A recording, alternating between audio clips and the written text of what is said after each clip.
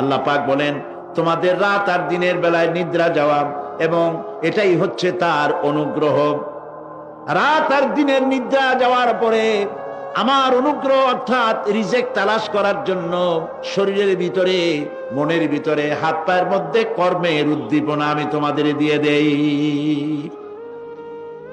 মহাবিজ্ঞানী আল্লাহ রাব্বুল আলামিনের এই বিশাল কুদরত এবং দয়া যে মানুষকে তিনি ক্লান্তি দূর করার জন্য তিনি ঘুম দিয়েছেন, আলহামদুলিল্লাহ বলি। অনেক মানুষ আছে ঘুমাইতে পারে না, ঘুমাবার জন্য ফেনার গান খায়, ঘুমাবার জন্য ভেলিয়াম খায়, সিরাক্সিন খায়, রিল্যাক্সিন খায়, কত অক্সিজেন অক্সিজেন কত কিছু খায়, তারপরেও ঘুম আসে না। এই ঘুম যার আসে না বিরাট নিয়ামত থেকে বঞ্চিত। ঘুম একটি নিয়ামত, আলহামদুলিল্লাহ বলি, বিশাল নিয়ামত ঘুম। আল্লাহ যে সমস্ত নিয়ামত আমাদের জন্ম থেকে শুরু করে এ পর্যন্ত বডির মধ্যে দিছেন, মৃত্যুর আগে আল্লাহ যেন একটিও কেড়ে না নেন, বলি আমিন। আল্লাহ রাব্বুল আলামিনের পরে বলেন وَجَعَلْنَا اللَّيْلَ لِبَاسًا وَجَعَلْنَا النَّهَارَ مَعَاشًا। আর রাতকে করেছি আচ্ছাদন, আবরণ, দিনকে রুজি কামাবার জন্য ব্যবস্থা করে দিয়েছি। দিনের বেলা রুজি কামাবেন, দিনের বেলায় ঘুমায় থাকবেন না। বহুত মানুষ আছে সকাল বেলায় ঘুম দিল, 12টা-1টা বাজে গেল। উর্দুতে ছোটবেলায় পড়েছিলাম জিসনে সোয়া উসনে খোয়া, যে ঘুমাইলো সব সর্বনাশ করলো। অসময় ঘুমানো, অসময় ঘুমানো সর্বনাশ হয়ে যাবে সব। এই জন্য আল্লাহ পাক বলেছেন দিনটারে বানাইছি রুজি কামাবার জন্য। রুজি কামাও, রুজি কামানো এটি হচ্ছে ইবাদত। রুজি কামানো কি? হালাল রুজি কামাবেন, ইবাদত। আপনি যে আপনার স্ত্রীকে একটা ব্লাউজ কিনে দেন, কাপড় চোপড়, প্রয়োজনীয় কসমেটিক্স কিনে দেন, আপনি যে বাজার ঘাট করেন, সব হালাল পয়সা যদি হয় সাদকা দেওয়ার মতো সমান সওয়াব হবে। রুজি কামাইতে হবে, এটা আল্লাহ পাকের হুকুম, রুজি কামাও। ফাইদা কুদিয়াতিস সালাত ফান্তাশিরু ফিল আরদ ওয়াবতাগু মিন ফাদলিল্লাহ। সুবহানাল্লাহ বলে। নামাজ যখন শেষ হয়ে গেল, ফাইদা কুদিয়াতিস সালাত, নামাজ যখন শেষ হয়ে গেল, ফান্তাশিরু ফিল আরদ, তখন জমিনে ছড়িয়ে পড়ো আর আমার অনুগ্রহ, রিস্ক অনুসন্ধান করো। সুবহানাল্লাহ। মসজিদে বসে বসে খালি তাসবিহ টিপতে থাকো না, কাজের সময় কাজ করো। অফিস থেকে বলে আসছে জোহরের নামাজ পড়তে যাই, জোহরের নামাজ পড়িয়ে তারপর নফল পড়া শুরু করছে, এরপরে দোয়া দুরূদ পড়া শুরু করছে। 1 ঘন্টা অফিসের সময় নষ্ট করেছেন। ফরজ নামাজ, সুন্নত নামাজ পড়তে যতটুকু লাগবে এর থেকে বেশি সময় নিলে বেতন হালাল হবে না। আপনি মিথ্যা কথা বলে, মিথ্যা ছুটি নিয়ে দিনের কাজ করতে পারেন না। আপনার রুজি হালাল হইতে হবে। আপনার নফল নামাজ পড়া দরকার, রাত পড়ে আছে, রাতের বেলা গিয়ে জনমের মতো নফল পড়েন, কে নিষেধ করবে? মনে থাকবে কথা। وَجَعَلْنَا نَوْمَكُمْ سُبَاتًا। আর আমি তোমাদের জন্য ঘুমকে করেছি শান্তির বাহন। মানুষের অঙ্গ প্রত্যঙ্গ প্রত্যেকটির কাজ ভিন্ন, প্রকৃতিও ভিন্ন। চোখ দেখে, কান শোনে, জিহ্বা স্বাদ গ্রহণ করে, নাক শোনে, নাক শোখে, মস্তিষ্ক চিন্তা ভাবনা করে। এ হলো প্রকৃতি। আর প্রত্যেকটি অঙ্গ প্রত্যঙ্গের রুচি আলাদা, কর্তব্যের মধ্যে বিরাট বৈষম্য। যেমন চোখ রঙিন এবং সুন্দর জিনিস দেখতে ভালোবাসে, ঠিক কিনা? বলেন ঠিক কিনা? একটা খারাপ জিনিসের দিক চোখ পড়লেই মানুষ তাড়াতাড়ি চোখ ফিরায় নেয়, ঠিক না? চোখ সুন্দর এবং রঙিন জিনিস দেখতে ভালোবাসে। কান সুমধুর সুর শুনতে ভালোবাসে, উৎসাহ বোধ করে। আর হাত নরম এবং মসৃণ জিনিসে স্পর্শ করতে উৎসাহ বোধ করে। নাক আতরের গন্ধ শুঁকতে ভালো লাগে। আর মন নতুন নতুন রঙিন ভাবনা ভাবতে চেষ্টা করে। বাড়ি বানাবো, বিল্ডিং বানাবো, ইন্ডাস্ট্রি করব, ছেলে বিয়ে দেবো, মেয়ে বিয়ে দেবো অমুক জায়গায় বিরাট লোকের কাছে।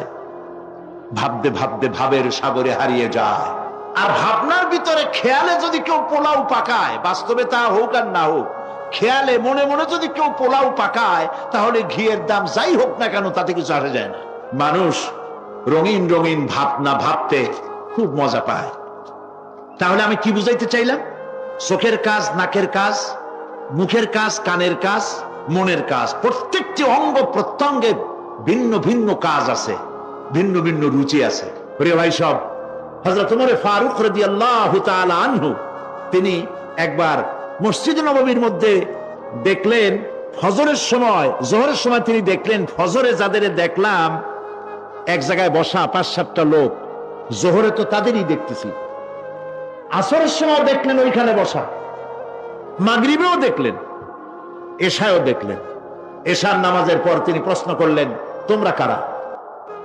বলল যে আমরা হলাম দূরের থেকে আসছি, মসজিদে নববী শ্রেষ্ঠ মসজিদ, এখানে বসে বসে আল্লাহর জিকির আজগার করি। তা আল্লাহর জিকির আজগার করো, নামাজ পড়ো, খাও কি? কাজে কিছু লোক আছে ওরা মেহেরবানি করে রান্না করে আনিয়া আমাদের খাওয়াইয়া যায়। হযরত ওমর ফারুক রাদিয়াল্লাহু তাআলা আনহু বললেন, তাহলে তো তোমার চাইতে, তোমরা যে কয়জন এখানে বসে ইবাদত করো, তোমাদের চাইতে ওই ব্যক্তি অনেক উত্তম যে নিজে রুজি কামাই করে তোমাদের খাওয়ায় যায়, তোমরা তো অলস।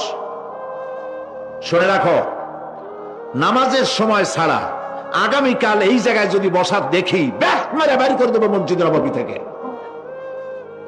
ইসলাম কাজের প্রতি উদ্দীপনা দিয়েছে, ইসলাম কাজের ট্রেনিং দিয়েছে। সুবহানাল্লাহ বলে কাজ করো আর খাও, বসে বসে বাপের বোঝা হইও না। আমাদের দেশে বহু পোলাপান আছে বাপের হোটেলে খায় আর মসজিদে গিয়া ঘুমায়, খুব সহজ কাজ। কেন এরকম করো বাবাজি? কয় চাকরি পাই না। আচ্ছা চাকরি পাও না, চাকরি তো আমাদের দেশে এক সোনার হরিণ, অথর্ব মন্ত্রীর অথর্ব ভাগ্না চাকরি হয়ে যায়, কিন্তু ফার্স্ট ক্লাস ফার্স্ট হয়েছে এমএতে, চাকরি হয় না। এটা দেশের কপাল, এটা দেশের দুর্ভাগ্য। কিন্তু চাকরি পাও নাই বলে বাপের ঘাড়ের বোঝা হয়ে থাকবা। বউতে তোমার ঘুম দেখা বউ একা একা কানবে, আল্লাহ কোন উল্লুকের সাথে বিয়ে হইল আমার, সারাদিন ঘুমায়। প্রিয় ভাই সব, চাকরি পান নাই তো অসুবিধা কি? আপনি বাসের ড্রাইভার হন, আপনি সিনেমা দান বেছেন, আপনি জমিন চাষ করেন, জমিন চাষ করা লজ্জা। এই পৃথিবীর প্রথম মানুষ আদম আলাইহিস সালাম জমিন চাষ করেছেন, ইদ্রিস আলাইহিস সালাম দর্জিগিরি করেছেন, দাউদ আলাইহিস সালাম কর্মকার হয়ে লোহা দিয়ে অস্ত্র তৈরি করেছেন, নবী করিম সাল্লাল্লাহু আলাইহি ওয়াসাল্লাম ব্যবসা করেছেন। কাজী বেকার যুবকদেরকে বলতে চাই, বাপ আর শ্বশুরের বোঝা হয়ে থাকার মতো লজ্জার জিনিস আর কিছুই নাই। বাপের কামাই খাওয়া লেখাপড়া শেখার পর তোমার জন্য জায়েজ নাই। কাজ করো, কাজের অভাব নাই, হালাল কাজ করো, রুজিতে আল্লাহ বরকত দিয়ে দিবে। আমার দেশের জমিন এত ভালো, বলার আগেই কোন সুবহানাল্লাহ। সারমার লাগে না, যেখানে সেখানে লাঙ্গল শাবলের দরকার নাই। আঙ্গুল দিয়ে মাটি খুশিয়া ঘরের কোনায় আঙ্গুল দিয়ে মাটি খুশিয়া কদুর বিচি লাগাই দেয়। 3 দিন পরে 2 পাতা, 6 দিন পর লতা, 10 দিন পর ফুল, 2 সপ্তাহের মাথায় কদু। সুবহানাল্লাহ। এই আল্লাহর দেওয়া এত সুন্দর কদু খাইয়া কয় সাদের লাউ বানাইলো বই রেখে, তো একটু আলহামদুলিল্লাহ কইল না। জমিন উর্বর, ওয়াজালা বাইনাকুম মাওয়াদ্দা, আর তোমাদের মধ্যে আল্লাহ পাক ভালোবাসা সৃষ্টি করেছেন। এই কথা বলার এর ব্যাখ্যা কি?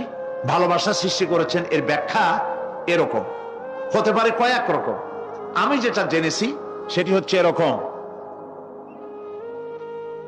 ভালোবাসা সৃষ্টি হওয়ার কথা ছিল না, এক পর্যায়ে ভালোবাসা থাকবে কোন একটি বিশেষ সময়, বাকি সব সময় ঝগড়া হবে, এটাই হওয়া স্বাভাবিক ছিল। ধরুন মেয়ের বাড়ি চট্টগ্রাম, ছেলের বাড়ি বরিশাল। মেয়ে শুটকি খেতে খুব পছন্দ করে, ছেলের গন্ধও সহ্য করতে পারে না। ছেলে বলে খড়ে জাত দে, আর মেয়ে বলে খড়ে জাত দে, আর ছেলে বলে যে কমে যাও। মানে একজন আর একজনের ভাষার সাথে মিল নাই। কথা ঠিক কিনা বলেন? ভাষার সাথে মিল নাই, রুচির সাথে মিল নাই। একজনের টক পছন্দ করে আর একজনের টক সহ্য করতে পারে না, আর একজনের শুটকি খায় আর একজনের শুটকি পছন্দ করে না। কাজে রুচি আর অভ্যাস ইত্যাদি দিয়ে সারাদিন স্বামী স্ত্রীর মধ্যে ঝগড়া হওয়া স্বাভাবিক ছিল, ঠিক না?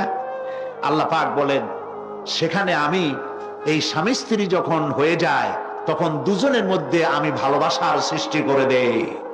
আর সে ভালোবাসা এমন পর্যায়ে চলে যায়, স্ত্রী তার স্বামীর জন্য জীবন দিতে চায়, স্বামী তার স্ত্রীর জন্য জীবনের সবকিছু উজাড় করে দিতে চায়। ওয়াজআলা বাইনাকুম মাওয়াদ্দা, এরপরে সৃষ্টি করি রাহমান। ওই ভালোবাসা ছিল যৌবন কেন্দ্রিক, বিশেষ এক উদ্দেশ্যকে সামনে রেখে। কিন্তু যখন যৌবনে ভাটি লাগলো তখন ওই উদ্দেশ্য আর থাকলো না। তখন আল্লাহ পাক বলেন এই সময় তো দুজনের মধ্যে রাগারাগি, খেসাখেসি ইত্যাদি হয়, স্বাভাবিক ছিল, কিন্তু তা হইল না। আমি রহমত দিলাম, করুণা দিলাম, এখন বুড়ি বুড়ারে ছাড়ে বাঁচে না, আর বুড়াও বুড়িরই ছাড়া বাঁচে না। তাও আমরা সুবহানাল্লাহ কব না? এইসব কথা শুনিয়া সুবহানাল্লাহ যদি বলানো লাগে কইয়া কইয়া, তাহলে তো বড় সমস্যার কথা। শুনলেন কি আর বুঝলেন না কি? প্রিয় ভাই সব, আমি বুঝতে পারছি আপনারা বলেন ঠিকই, তবে শুনতে শুনতে মোহমুগ্ধ হয়ে বলার সময় পান না। আলহামদুলিল্লাহ, বলি আলহামদুলিল্লাহ। তো আল্লাহ রাব্বুল আলামিন পরস্পর পরস্পরের মধ্যেই ভালোবাসা সৃষ্টি করলেন। এটি আল্লাহ পাকের আয়াত। এটা আল্লাহ পাকের কি বলুন? আয়াত মানে কি? নিদর্শন। আমার ভাইরা, আমার নিজের জীবনে এক দৃষ্টান্ত আমি প্রায় বলি লোকদেরকে। ছোটবেলায় মাদ্রাসা থেকে বাড়ি ফিরতেছি, তখন গয়নার নৌকা, লঞ্চ নাই, নৌকা। সেই নৌকা বিরাট লম্বা নৌকা, 4-5 জনে দাঁড় বায়, বড় বড় লম্বা লম্বা দাঁড়, ছিপ নৌকা, খুব লম্বা নৌকা। এই নৌকাগুলি প্যাসেঞ্জার বহন করে। স্টেশন আসতে পরে ঢোল পিটায়, মানুষ এসে ওঠে। রাতের বেলায় চলতে হয়, রাতেই এগুলো চলতো বেশি, আজকাল এগুলি আর নাই। সেই নৌকার মাঝখানে থাকতো বাঁশ পোতা, 2 দিকে মানুষ শোবে, নৌকার 2 দিকে মাথা দিয়ে, একদিকে পা দিয়ে শোবে। ছাত্র জীবন, শুয়ে আছে এরকম করে, কিন্তু পা লম্বা করা যায় না। পা লম্বা করলে আর একজনের বুকের উপরে গিয়ে ওঠে। এভাবে করে পা কতক্ষণ গোটো করে রাখা যায়? কিছুক্ষণ পর মনের মধ্যে চিন্তা জাগলো যে আল্লাহ, হাঁটুতে তো ব্যথা করতেছে, এই হাঁটুগুলি যদি নাট বল্টুর মতো মোড়ায় মোড়ায় খোলার সিস্টেম করে দিতে, তাহলে তো এখন কষ্ট হতো না। ঠ্যাংডারে মোড়াইয়া খুলিয়া তারপরে ব্যাগের মধ্যে ভরিয়া বালিশের কাজে হতো, ঠ্যাংও ব্যথা করতো না। ছাত্র হলে যত চিন্তা মাথার মধ্যে আসে, এইসব চিন্তা, কেলুর মধ্যে একটা মুড়ি পেঁয়াজ হলে ভালো হইতো, এইসব চিন্তা করতেছে। চিন্তা করে করে এক ফাঁকে ঘুম এসে গেল। সকালবেলায় নৌকা যখন ফিরেছে স্টেশনে, ঘুম ভেঙে গেল যাত্রীদের চিৎকারে। একজন বলছে আমার মানি ব্যাগ চুরি হয়েছে, আর একজন বললো আমার হ্যান্ড ব্যাগ গেছে, আর একজন বলছে আমার ব্রিফ কেস গেছে, চোরে নিয়ে গেছে।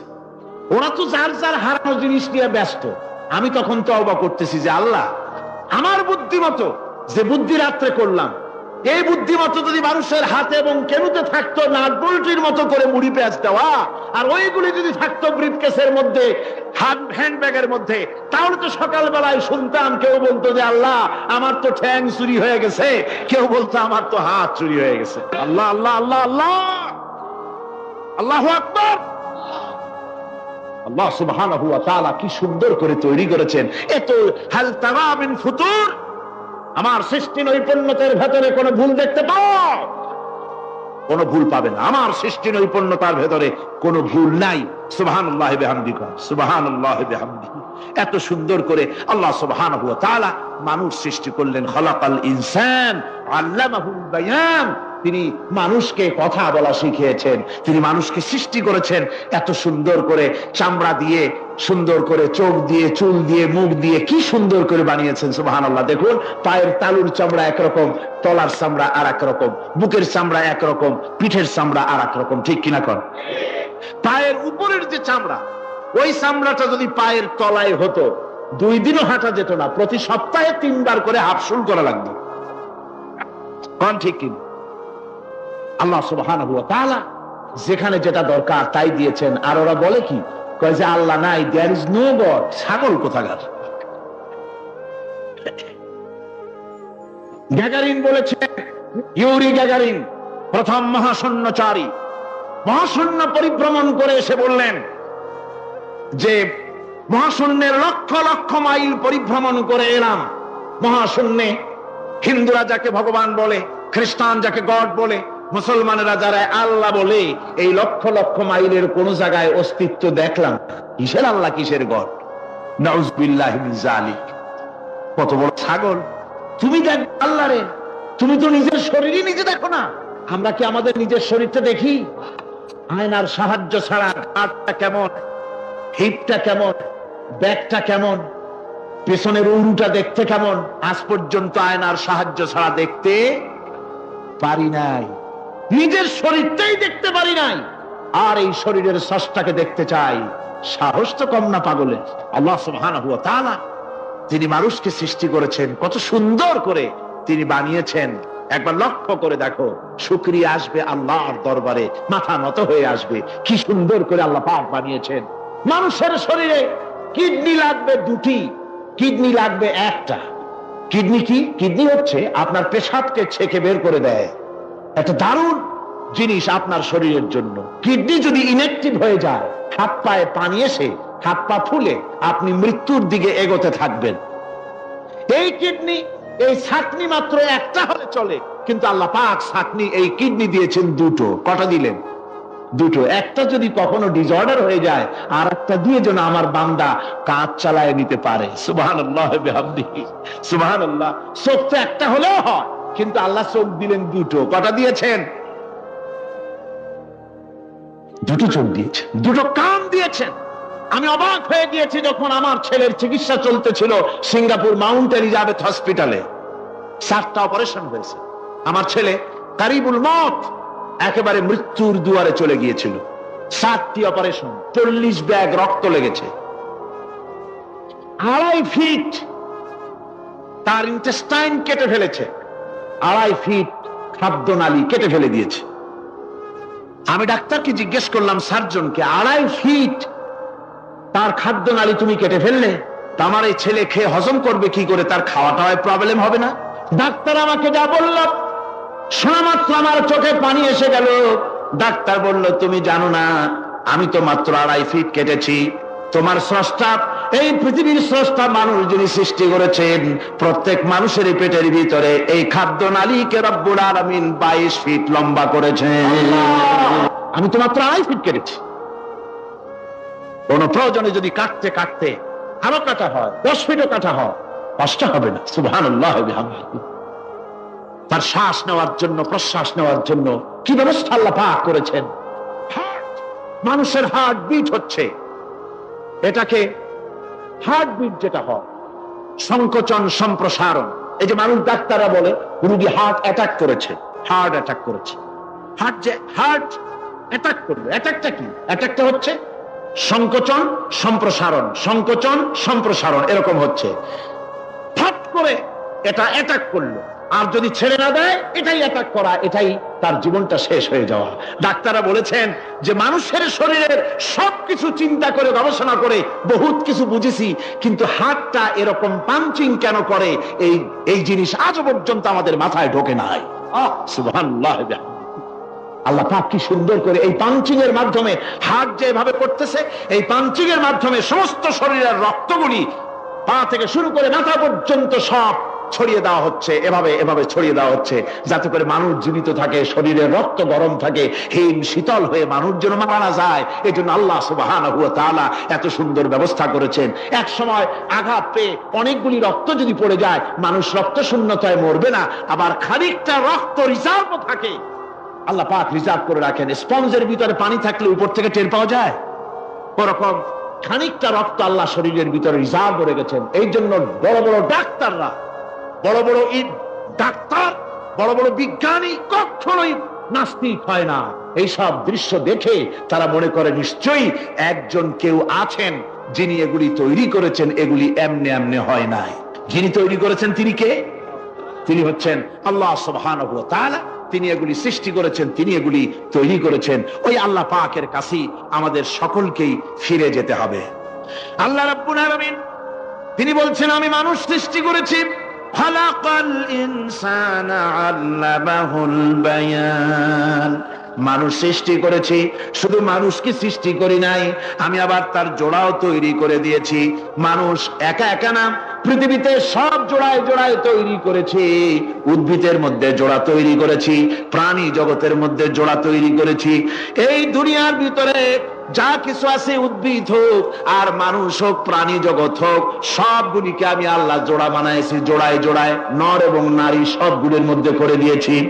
ওয়া মিন আয়াতিহি আন খালাকা লাকুম মিন আনফুসিকুম আজওয়াজান লিতাসকুনু ইলাইহা ওয়া জাআলা বাইনাকুম মাওয়াদ্দাতান ওয়া রাহমা। আল্লাহ রাব্বুল আলামিন বলেন, আমার অগণিত নিদর্শনের ভিতরে এটাও একটি নিদর্শন যে আমি তোমাদের থেকে তোমাদের জোড়া তৈরি করেছি, তোমাদের স্ত্রীদেরকে তৈরি করেছি, যাতে করে তোমরা তাদের কাছে শান্তি পাও। আর তোমাদের মধ্যে ভালোবাসা সৃষ্টি করেছি, মহব্বত সৃষ্টি করে দিয়েছি। আর পরিণত বয়সে এই মহব্বতকে আমি আল্লাহ করুণার সহৃদয়তায় পরিণত করে দেই। তোমার থেকে তোমার জোড়া নারী সৃষ্টি করেছি, স্ত্রী। সেই স্ত্রীর কাছে তুমি তোমার স্বস্তি শান্তি ফিরে পাবে। আর যখন বৃদ্ধ হয়ে যাবে, তখন এই ভালোবাসাটা আমি করুণা আর মহব্বতের মধ্যে পয়দা করে দেই। এর দ্বারা এই ভালোবাসা এবং মহব্বতের মাধ্যমে সন্তান সন্ততি পৃথিবীতে আসে, নাতি আসে, পৌত্র আসে, পৌত্রী আসে। এভাবে করে আত্মীয় স্বজন পরিবেষ্টিত অবস্থায় দুনিয়ায় মানব বংশ আমি এভাবে করে বৃদ্ধি করি। আর এরপরে মানব সৃষ্টি করে মানুষকে এক পরিবেশ সৃষ্টি করে দিয়ে তাকে কথা বলারও আমি ভাষা শিখিয়েছি। আল্লামাহুল বায়ান, মানুষকে আমি কি শিক্ষা দিয়েছি? কথা বলতে আমি শিক্ষা দিয়েছি। কথা বলার কারণেই মানুষ মানুষ, আর কথা বলতে পারে না বলে মানুষের সাথে পশুর সাথে এই বিরাট পার্থক্য। পশু কথা বলতে পারে না, মানুষ কথা বলতে পারে। কথা বলা হচ্ছে মানুষের একটা বিশেষ বৈশিষ্ট্য। আরে বায়ান শব্দের অর্থ শুধু কথা নয়, বায়ান শব্দের অর্থ হচ্ছে চেতনা, বুদ্ধি, অনুভূতি, প্রজ্ঞা, মেধা, চিন্তা, বিবেচনা, ইচ্ছা শক্তি, প্রতিরোধ শক্তি, এ সবগুলি বায়ানের ভিতরে সীমাবদ্ধ। যে আমি বায়ান শিক্ষা দিয়েছি, তার মানে এতগুলি জিনিস আমি তোমার মধ্যে আমি সৃষ্টি করে দিয়েছি মানুষের মধ্যে। এরপরে এ বায়ান একটি শিক্ষা। শিক্ষা বলতে বোঝায়, এই শিক্ষাটা আল্লাহ সবাইকে দিয়েছেন। মাছ সাঁতার কাটতে পারবে, পাখি আকাশে উঠতে পারবে, পাখিকে আল্লাহ ওড়ার ক্ষমতা দিয়েছেন। মুরগির বাচ্চা ডিমের থেকে বের করে পানির মধ্যে ছেড়ে দিবেন, ও সাঁতার কাটতে পারবে না। আপনি আমারে কোন মুরগির ডিমের ভিতরে মুরগির বাচ্চা, হাঁসের ডিমের ভিতরে হাঁসের বাচ্চা, সে কি করে বোঝে ডিমের কোন অংশ পাতলা? সেই অংশটা সে অপারেশন শুরু করে দেয়। সে কিন্তু সব জায়গায় ঠকায় না। ওই ডিমের পর্দার ভিতরে একটা অংশ আছে পাতলা, সামান্য পাতলা, সেই পাতলা অংশ সে ঠুক ঠুক করে একটুখানি অপারেশন করে, পর্দাটা ফেটে যায়, সেখান থেকে সে বেরিয়ে আসে। কে শিখালো যে এই জায়গায় ঠুক ঠুক করে আওয়াজ কর, বেরোতে পারবি? কে শিখালো? আল্লাহ শিক্ষা দিয়েছেন। এটা বায়ানের অন্তর্গত। মানুষকে দিয়েছেন বায়ান, ওকে দিয়েছেন শিক্ষা। হাঁসের বাচ্চা পানির ভিতরে ছেড়ে দিলে ওকে সাঁতার কাটতে হবে, কে শিখালো? আল্লাহ পাক। বাতাসে পাখিরা উড়ে বেড়ায় ডানা মেলে। আওয়ালাম ইয়ারাউ ইলা তায়রি সাফাতিন ওয়া ইয়াকবিদনা মা ইউমসিকুহুন্না ইল্লার রাহমান। দেখে নাকি তারা পাখিটি কেমন? মেলি দুটি লঘু ডানা, উড়িয়া বেড়ায় শূন্যের পরে নাহি তার কোনো মানা। আবার সে ডানা গুটাইয়া চলে কিন্তু পরে না তবু, বলো কে বা তারে শূন্যে রাখিছে ভিন্ন সে এক প্রভু। প্লেনের মতো, এরোপ্লেনের মতো, দেখছেন না পাখিগুলি এরকম এরকম করে ওড়ে। আবার কখনো উঠতে গিয়ে আর ডানা দোলায় না, দুটো ডানা শরীরের সাথে মিশাইয়া একেবারে রকেটের মতো উড়ে চলে যায়, কিন্তু পড়ে যায় না। কে তাকে শূন্যের উপরে রেখেছে? জোরে কন, কে রেখেছে? এই ট্রেনিং আল্লাহ পাক তাকে দিয়েছেন। আল্লাহ পাক তাকে এই শিক্ষা দিয়েছেন। এই শিক্ষা, পানিতে সাঁতার কাটবে মাছ, বায়ুতে ভেসে বেড়াবে পাখি, তারপরে মানুষের চোখের পলক পড়বে, পাকস্থলী হজম করবে, এসব শিক্ষা আল্লাহই দিয়েছেন। প্রত্যেকটা জিনিসকে সৃষ্টি করেছেন, আর তার কাজটাও কিভাবে হবে তা আল্লাহ পাক শিখিয়ে দিয়েছেন। এই জন্য শুধুমাত্র এই শিক্ষাটুকুনি নয়, মূল শিক্ষা হচ্ছে আল্লামাহুল বায়ান। এর আসল অর্থ হলো মানুষের জ্ঞানের পূর্ণতার জন্য আল্লাহ পাক বয়ান দিয়েছেন, সে বয়ান হচ্ছে কোরআনে কারীম। সে বয়ান কি? কোরআন। এই কোরআন হচ্ছে মানুষের জ্ঞানের পূর্ণতা। কোরআন দিয়েই মানুষের জ্ঞান পরিপূর্ণ হয়। ওমা উতীতুম মিনাল ইলমি ইল্লা কালিলা, তোমাদেরকে খুব সামান্যতম জ্ঞান দেওয়া হয়েছে। আসল জ্ঞানের মালিক কে? আল্লাহ সুবহানাহু ওয়া তাআলা। আল্লাহ রাব্বুল আলামিন বলেন, আশ-শামসু ওয়াল কমারু বিহুসবানি ওয়ান নাজমু ওয়াশ-শাজারু ইয়াসজুদান। সূর্য এবং চন্দ্র একটা বিরাট একটা হিসাবের অনুসরণে বাধ্য।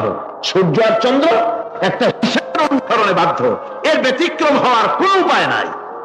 সূর্য এবং চন্দ্র তার আপন আপন কক্ষপথে ঘুরবে, ইচ্ছে মাফিক সূর্য চন্দ্র ঘুরতে পারবে না। 12টার সময় সূর্য এসে বলতে পারবে না, বেটা রাত আমি এখন উদিত হব, পারবে? পারবে না। দিনের দুপুরের সময় রাত এসে মাথা চাড়া দিয়ে জাগাতে পারবে না, দিন সরে যা আমি এখন সবটাকে রাত বানায় দেব, পারবে না। চন্দ্র এবং সূর্য একটা নির্ধারিত একটা হিসাবের অনুসরণে তারা রয়েছে। আর এই হিসাবের নিয়ম, কঠোর হিসাবের নিয়মতান্ত্রিকতার ভেতরে থাকার কারণেই মানুষের জন্য চন্দ্র, মাস, বছর ইত্যাদি গণনা মানুষের জন্য আল্লাহ সহজ করে দিয়েছেন। আল্লাহ পাকের নবীর কাছে জিজ্ঞাসা করা হচ্ছে,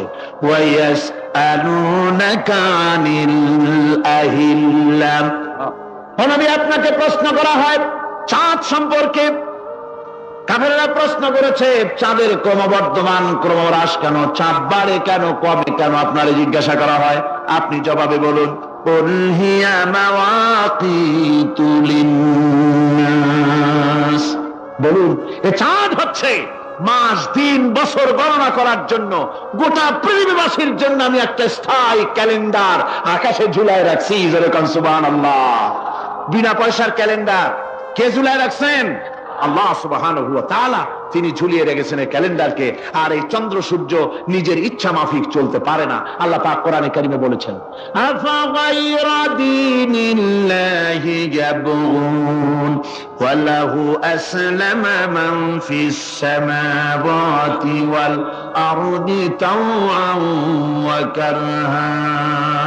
তোমরা কি আমার দেওয়া জীবন ব্যবস্থা ছেড়ে দিয়ে মানুষের তৈরি করা, অন্যের তৈরি করা মতবাদ গ্রহণ করতে চাও? ওয়ালাহু আসলামা মান ফিস সামাওয়াতি ওয়াল আরদ, অথচ আকাশে যা কিছু আছে, জমিনে যা কিছু আছে, সব আমার কি করছে?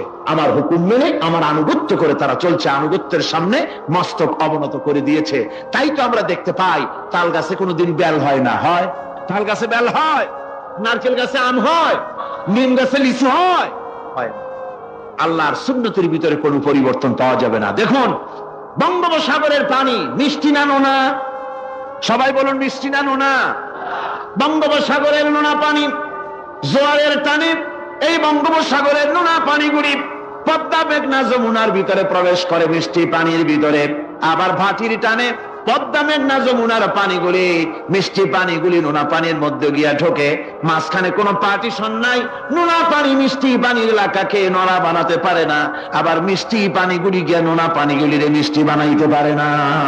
কার হুকুম পালন করে? কার হুকুম? النجم والشجر يسجدان والسماء رفعها ووضع الميزان। তারকা, বৃক্ষরাজি সব সেজদায় রত। তারাই সেজদা দেয় কারে? কারে সেজদা দেয়? চাঁদ সেজদা করে কাকে?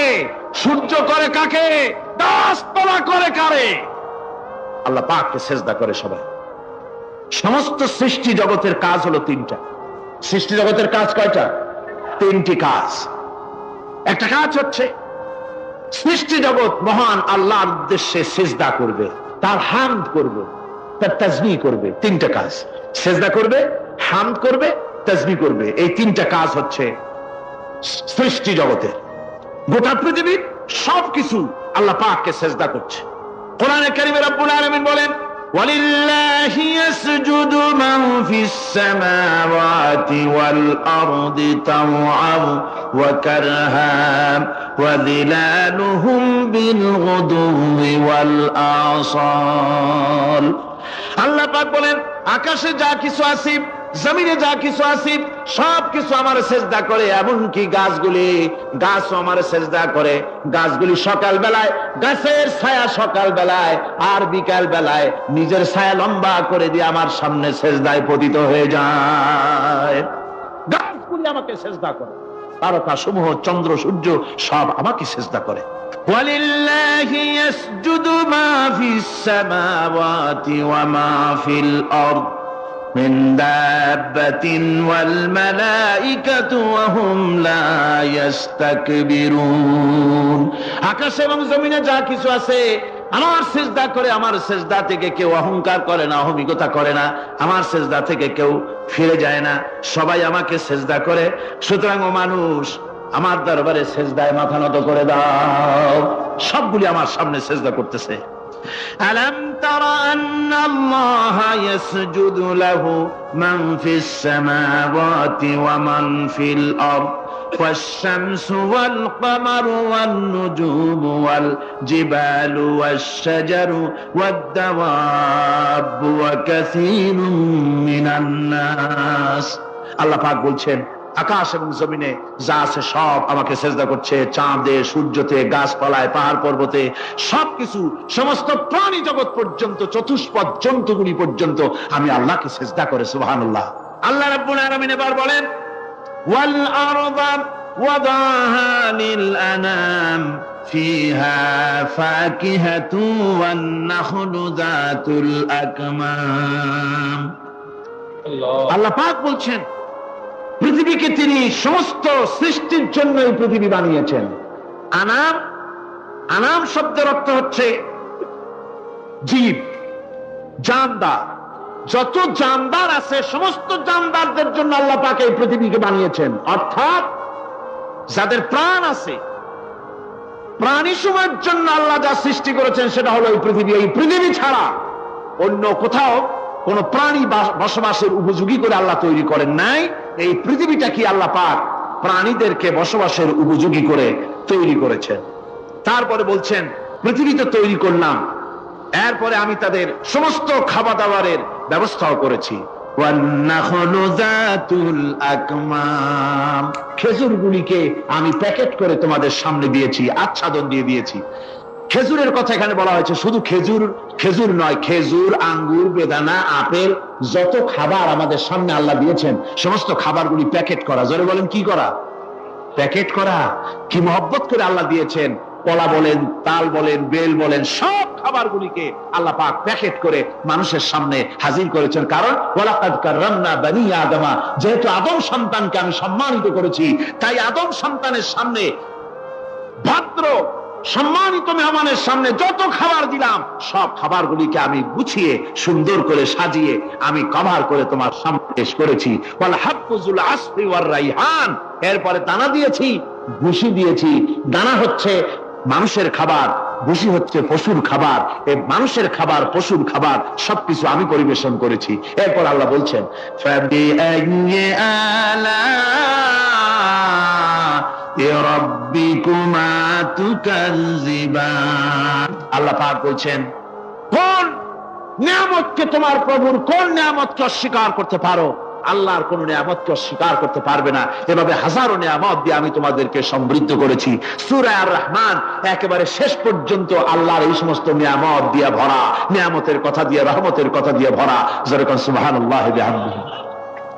এই কোরআন, যে কোরআন আল্লাহ আমাদের শিক্ষা দিলেন, এই কোরআন অনুযায়ী দয়া করে যে কোরআন দিলেন, যাতে অর্থনীতি আছে, সমাজনীতি আছে, রাজনীতি আছে, যাতে মানুষের পারিবারিক জীবন আছে, সবকিছু যে কোরআনে আছে। এই কোরআন দিয়ে রাসূলুল্লাহ একটা সমাজ তৈরি করেছিলেন যেখানে চুরি ছিল না, ডাকাতি ছিল না, জেনাবে বিচার ছিল না। ওরকম একটি সমাজ বাংলাদেশে প্রতিষ্ঠিত হোক, এটা কি আপনারা চান? কারা কারা চান? দেখতে চাই।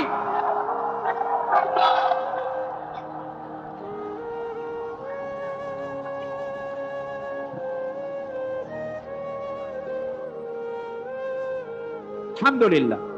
সবাই কোন আলহামদুলিল্লাহ। আদব রক্ষা করুন, আদব রক্ষা করুন। তাড়াতাড়ি বসুন, তাড়াতাড়ি। আলহামদুলিল্লাহ। আমি বুঝছি, ওই এক বুড়ি আছাড় খেয়ে পড়ে গেছিল, বললো যে পড়লাম যখন তুমি একটু পান খাইয়ে নি। মানে স্লোগানের সুযোগ যখন পাইলাম একটু দাঁড়ায় কোমরটা সোজা করে নি, মন্দ না, ভালোই করেছে। আল্লাহ পাক বলছে খলাকাল ইনসানা আল্লামাহুল বায়ান, আমি মানুষকে সৃষ্টি করেছি। দেখো তোমার নিজের দিকে তাকাও, ফালইয়ানজুরিল ইনসানু মিম্মা খুলিক, কিভাবে মানুষ তোমাকে সৃষ্টি করা হলো একবার তাকায় দেখো, তোমার শরীরের দিকে একটু তাকায় দেখো তো কেমনে আমি বানাইলাম, কিভাবে তৈরি করলাম, লক্ষ্য করো। এই যে মাথা, এই মাথাটার ভিতরে আছে মগজ, ব্রেইন। বিজ্ঞানীরা বলেছেন এতে 1000 মিলিয়ন নার্ভ সেলস আছে এর মধ্যে, 1000 মিলিয়ন নার্ভ সেল। সেল হচ্ছে CELL, সেল। সেল মানে কোষ। এই 1000 অনুভূতি কোষ, 1000 মিলিয়ন অনুভূতি কোষ রয়েছে মাথার ভেতরে। মস্তিষ্কের এসব কোষগুলি, এসব সেলগুলি, তার মধ্যে আবার আছে নার্ভ ফাইবার, অর্থাৎ সূক্ষ্ম সূক্ষ্ম নার্ভ সুতা, সমগ্র শরীরের মধ্যে তা ছড়িয়ে দেওয়া আছে। এই সূক্ষ্ম সুতার মাধ্যমে ঘন্টায় 70 মাইল বেগে শরীরের প্রত্যেকটা অঙ্গ প্রত্যঙ্গের খবর মস্তিষ্কের মধ্যে চলে যায়। সুবহানাল্লাহ ওয়া বিহামদিহি। আপনার পায়ে যদি কাটা ফোটে, শরীরে যদি ব্যথা লাগে, ঘন্টায় 70 মাইল বেগে সূক্ষ্ম সূক্ষ্ম যে তারগুলি আল্লাহ দিয়েছেন, ওই তারের মাধ্যমে আপনার মাথায় চলে যায়। মস্তিষ্কে গেলে পরে তড়িৎ গতিতে সিদ্ধান্ত হয় কাটা তুলতে হবে, অথবা একটা সাপ দেখেছেন, সাপ প্রথম চোখ দিয়ে দেখলেন, চোখ, এই চোখের ভিতরে আপনার 130 মিলিয়ন লাইট রিসেপ্টর আছে, অর্থাৎ বিভিন্ন দৃশ্যকে, ছবিকে ক্যাচ করার মতো 130 মিলিয়ন লাইট রিসেপ্টর গ্রহণযোগ্য মেশিন রয়েছে চোখের ভিতরে। চোখ দিয়ে সাপ দেখলেন, চোখের ভিতরে রয়েছে আবার অসংখ্য তার, এই অসংখ্য তার ব্রেনের সঙ্গে জুড়ে দেওয়া আছে। চোখ সাপ দেখলো, 70 মাইল বেগে প্রতি ঘন্টায় এই খবর তড়িৎ প্রবাহের মতো মস্তিষ্কের ভেতরে চলে গিয়েছে। মস্তিষ্ক সঙ্গে সঙ্গে ডিসিশন দিচ্ছে, দৌড় মারো, অথবা লাঠি হাতে নাও, অথবা যে কোনো একটা পজিশন তাকে সাথে সাথে সিদ্ধান্ত দিয়ে দিচ্ছে। জোরে বলেন সুবহানাল্লাহ। এই অনুভূতি শক্তি যদি আল্লাহ পাক না দিতেন মানুষের শরীরে, পায়ের মধ্যে পাথর ঢুকলে, কাটা তো কাটা, পাথর ঢুকলেও টের পাইতাম না। আল্লাহ পাক এই ব্যবস্থা করে দিয়েছেন মস্তিষ্কের মধ্যে এতগুলি সেল, প্রত্যেকটা সেলের আলাদা আলাদা কাজ। সুখ, দুঃখ, ভালোবাসা, মোহাব্বত, আনন্দ, স্বাদ ইত্যাদি জিনিসের অনুভূতি মস্তিষ্কের ভেতর থেকেই হয়, এখানে সেগুলি রেখে দেওয়া হয়েছে। তারপরে রয়েছে এই মস্তিষ্কের ভেতরে মেমোরি, স্মৃতি, স্মৃতি শক্তি। দেখুন টেপ রেকর্ডারে ওয়াজগুলি রেকর্ড হচ্ছে, তাফসীর রেকর্ড হচ্ছে। কিছুদিন পর ওই রেকর্ডের উপরে আর একটা কথা যদি উঠান, তাহলে প্রথম কথা থাকবে, প্রথম গান বা ওয়াজ থাকবে, নষ্ট হয়ে যাবে। কিন্তু আল্লাহ রাব্বুল আলামিন আপনার আমার মাথার ভিতরে এমন এক ফিতা দিয়ে দিয়েছেন, এমন একটা মেমোরি ফিতা দিয়েছেন, যেই ফিতার ভিতরে হাজার হাজার, লক্ষ লক্ষ, কোটি কোটি সমস্ত কথাগুলি ধরবে, আপনি মুখস্থ করতে পারবেন। আগে যা মুখস্থ করেছেন, পরে মুখস্থ করলে পরে আগেরটা মুছে যাবে না। সুবহানাল্লাহ ওয়া বিহামদিহি। কি সুন্দর করে মস্তিষ্কের ভেতরে এই মেমোরি শক্তিকে আল্লাহ পাক তৈরি করে দিয়েছেন। চিন্তা করলে মাথা নত হয়ে যাবে আল্লাহর দরবারে। আল্লাহ পাক বলছেন এই জিনিস আমি তোমার মাথার মধ্যে রেখেছি। দেখুন মানুষ কত কথা বলে, কত বই পড়ে, মানুষের মাথায় যত কথা আছে সব কথা যদি লিপিবদ্ধ হয়, ভলিউম হয়ে যাবে, যা একটা লাইব্রেরিতে ধরা সম্ভব নয়। অর্থাৎ আপনার মাথাটা হচ্ছে একটা বিশ্বকোষ, আপনার মাথাটা হচ্ছে একটা বিরাট বিশ্বজোড়া লাইব্রেরি। জোরে কোন সুবহানাল্লাহ। আপনার মাথায় যা আছে তা আপনার কোনো বিল্ডিং এর মধ্যে ধরবে না, কোনো গ্রামে, কোনো দেশের মধ্যে তা ধরবে না, এত জিনিস আপনার মাথার মধ্যে আছে, ঠিক কিনা? আল্লাহ পাক একটা চোখ আমাদের দিলেন। আল্লাহ রাব্বুল আলামিন বলেন ألم نجعل له عينين ولسانا وشفتين وهديناه النجدين আমি কি তোমাদেরকে দুটি চক্ষু আর জিহ্বা আর তোমাদেরকে আমি কি তোমাদের দুটি চক্ষু দুটি ঠোঁট আর জিহ্বা কি আমি তোমাদের দেই নাই, যা দিয়া তোমরা দেখতে পাও, যা দিয়া তোমরা অনুভূতি, মাথার ভিতরে অনুভূতি জাগে। এই যে দুটো চোখ দিলাম, সুবহানাল্লাহ সুবহানাল্লাহ বলে, দুটি চোখ আছে বলে এই সুন্দর পৃথিবী দেখতে পাই। চোখ দুটি না থাকলে পৃথিবী অন্ধকার, মা দেখতে পাবো না, কোরআন দেখতে পাবো না, পৃথিবী দেখতে পাবো না, বাপ দেখতে পাবো না, সন্তান দেখতে পাবো না, দুনিয়াটা মিথ্যা হয়ে যাবে, ঠিক কিনা? ছোট্ট চোখ, 1 থেকে 1.5 ইঞ্চির ভিতরে এত সুন্দর দুটি ক্যামেরা, যে ক্যামেরা দিয়া দুনিয়ার সব কিছুকে ক্যাচ করা যায়, সব ক্যাচ করা যায়। বলুন তো, এমন একটা বাক্স আপনারা কেউ বানায় দিতে পারবে যে বাক্সের ভিতরে হাতি, ঘোড়া, বাঘ, ভল্লুক, ময়না, টিয়া, পাহাড়, পর্বত, নদ, নদী, কীট, পতঙ্গ, তরুলতা, গাছপালা, গোষ্ঠী সুদ্ধা ধরবে, আরো খানিকটা জায়গা বাকি থাকবে, এরকম একটা বাক্স কেউ বানায় দিতে পারবে? এমন একটা বাক্স পৃথিবীর কোন মিস্ত্রি বানাতে পারবে না। কিন্তু আল্লাহ রাব্বুল আলামিন আপনার আমার কপালের নিচে 1 থেকে 1.5 ইঞ্চির ভিতরে এমন 2টা ফিল্ম বক্স তৈরি করে দিয়েছেন, যা দিয়ে তাকাবেন আপনি কোটি কোটি মানুষ দেখবেন, পাহাড় দেখবেন, সমুদ্র দেখবেন, সূর্য দেখবেন, চন্দ্র দেখবেন। এত কিছু দেখার পরেও চোখের ভিতরে আরো খানিকটা জায়গা ফাঁকা থেকে যায়। কি বিরাট নিয়ামত এই চোখ আল্লাহ পাক আমাদেরকে দান করেছেন। এই চোখকে হেফাজতের জন্য আবার চোখের উপরে সানসেট তুলে দেওয়া আছে, সানসেট ভুরু, আল্লাহ ভুরু লাগায় দিয়েছেন, নিচে একটু হাড় জায়গায় দিয়েছেন, উপরে সানসেট, ভেতরে চোখ, যাতে করে বল এসে লাগলে পরে চোখটা গলে না যায়, আছাড় খেলে পরে চোখটা গলে না যায়, চোখটাকে সেফ সাইডে রেখে দিয়েছেন আল্লাহ পাক সুবহানাহু ওয়া তাআলা। আল্লাহ পাকের কাছে শুকরিয়া তো আদায় করলাম না, আদায় করি, আসুন পড়ি আমরা সবাই আলহামদুলিল্লাহি রাব্বিল আলামিন। আল্লাহ পাক বলেন আলাম নাজআল লাহু আইনাইনি ওয়া লিসানাও ওয়া শাফাতাইন, জিহ্বা দিলাম আমি তোমাকে, এই জিহ্বার ভিতরে 3000 আস্বাদন স্তর আছে। বিজ্ঞানীরা বলেছেন একটা জিহ্বার মধ্যে 3000 আস্বাদন স্তর আছে। প্রত্যেকটা স্তরের সাথে মস্তিষ্কের সাথে তার লাগানো আছে। জিহ্বায় সব জিনিসের টেস্ট নেবেন আর তার অনুভূতি, তার স্বাদটা ওখানে টের পাবে মস্তিষ্কের ভেতরে। এই জিহ্বা আল্লাহ পাক দান করে দিলেন মুখের মধ্যে, সুবহানাল্লাহি ওয়া বিহামদিহি। সব রকমের স্বাদ পান না একরকম, জিলাপির স্বাদ একরকম, রসগোল্লার স্বাদ আর এক রকম, ছানার স্বাদ আর এক রকম, বেলের স্বাদ একরকম, তালের স্বাদ আর এক রকম, মুরগির স্বাদ একরকম, খাসির স্বাদ আর এক রকম, লট্টা ফিশের স্বাদ একরকম, শুটকির স্বাদ আর এক রকম, কোরাল মাছের স্বাদ আর এক রকম, শাকের স্বাদ আর এক রকম। হাজার হাজার খাদ্য দ্রব্যের স্বাদ এক জিহ্বা দিয়ে আল্লাহ রাব্বুল আলামিন নেওয়ার তৌফিক দিলেন।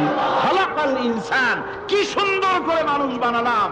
দেখিস না, শুকরিয়া আদায় করিস না, এগুলি দেখবি আর শুকরিয়া আদায় করবি কি সুন্দর করে। হযরত আবু বকর সিদ্দিক রাদিয়াল্লাহু তাআলা আনহু 40,000 লোকের একটা বিশাল বাহিনী, সাহাবায়ে কেরামদের এক বিশাল বাহিনী পাঠিয়ে দিলেন মুসাইলামা কাযযাবের বিরুদ্ধে লড়াই করার জন্য। এর সিবাসালার ছিলেন হযরত খালিদ বিন ওয়ালিদ। এই জিহাদে যাওয়ার সময় ওয়াহশী রাদিয়াল্লাহু তাআলা আনহু, যিনি হযরত হামজা রাদিয়াল্লাহু তাআলা আনহুর কাতিল ছিলেন, হুজুর সাল্লাল্লাহু আলাইহি ওয়াসাল্লাম ফতহ মক্কার দিনে সকলকে ক্ষমা করে দিয়েছিলেন, কিন্তু 5 জন নারী আর 6 জন পুরুষ সম্পর্কে বলেছিলেন এদেরকে যেখানে পাও সেখানে হত্যা করো। এর মধ্যে ওয়াহশী একজন। ওয়াহশী বুঝতে পেরেছি মুহাম্মদ সাল্লাল্লাহু আলাইহি ওয়াসাল্লাম আল্লাহর রহমত, করুণার নবী, দয়ার নবী, তার কাছে যদি আমি যেতে পারি তাহলে তিনি আমার সম্পর্কে, যদি তার সামনে যেতে পারি তাহলে তার কঠোর মনোভাব আমার প্রতি নরম হয়ে যাবে। এই মনে করে সাহাবায়ে কেরামদের চোখ এড়ায়া তিনি হুজুরের সামনে গিয়ে হাজির হয়ে গেলেন। হুজুর তাকে দেখি বললেন, তোমার নাম না ওয়াহশী? তিনি বললেন, হ্যাঁ আমার নাম ওয়াহশী। হুজুর বললেন, তুমি আমার চাচাকে শহীদ করেছো? ওয়াহশী বললেন, জাহালাতের কারণে তা করেছি। হুজুর বললেন, কেমনে শহীদ করেছো আমার চাচাকে, আমার একটু শোনাও। ওয়াহশী বলতে লাগলেন, আমি বললাম দিয়ে হযরতে হামজার শরীরকে এফোড় ওপড় করে দিয়েছি, তারপরে তার বুককে খঞ্জর দিয়ে ফেরে বুকের ভিতর থেকে কলিজাটা বের করে নিয়ে আমি হাতে দিয়ে দিয়েছি হেন্দাই কলিজা চিবিয়ে চিবিয়ে খেস। রাসূল পাক সাল্লাল্লাহু আলাইহি ওয়াসাল্লাম, হাদিস শরীফে এসেছে, ওয়াসির বর্ণনা যখন তিনি শুনতেছিলেন, রাসূলের চোখ থেকে তখন পানি পড়ে দাড়ি মোবারক ভিজে ভিজে পড়তেছিল। ঘটনা শোনার পর রাসূলুল্লাহ বললেন, ওয়াসি তুমি কি চাও? ওয়াসি বললেন, আমি ইসলাম কবুল করতে চাই। হুজুর তাকে মুসলমান বানালেন। বললেন, তুমি মুসলমান হলে কিন্তু সব সময় তুমি আমার সামনে আসবে না, তার কারণ তোমাকে দেখলে পরে আমার মনের ভিতরে আমার চাচার কথা মনে উঠে যাবে। আমি আমার আব্বাকে পাই নাই, আব্বার স্নেহ যত্ন আমার কিসমতে তেমন হয় নাই। আমার চাচা হামজা আমাকে পিতার মতো করে আমাকে স্নেহ করেছে, তোমাকে দেখলে পরে তার কথা মনে পড়বে, সুতরাং তুমি সবসময় আমার সামনে আসবে না। ওয়াসি সেদিন শপথ নিয়েছিলেন, রব্বুল আলামিন আমি জাহালাতের কারণে যেই বল্লম দিয়ে ইসলামের একজন শ্রেষ্ঠ সন্তানকে আমি শহীদ করে ফেলেছিলাম, আমি বুঝতে পারি নাই, ওই বল্লমটা আমি হেফাজতে রেখে দিয়েছি।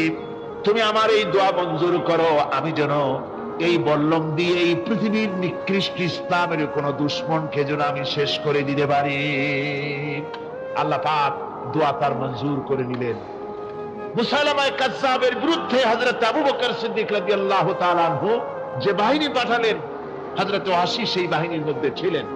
আর তিনি সেই বল্লমটা দিয়ে, যে বল্লম দিয়ে তিনি হযরত হামজাকে শহীদ করেছিলেন, সেই বল্লমটা দিয়েই ইসলামের নিকৃষ্ট শত্রু মুসাইলামা কাযযাবকে দুনিয়া থেকে তিনি বিদায় করে দিলেন।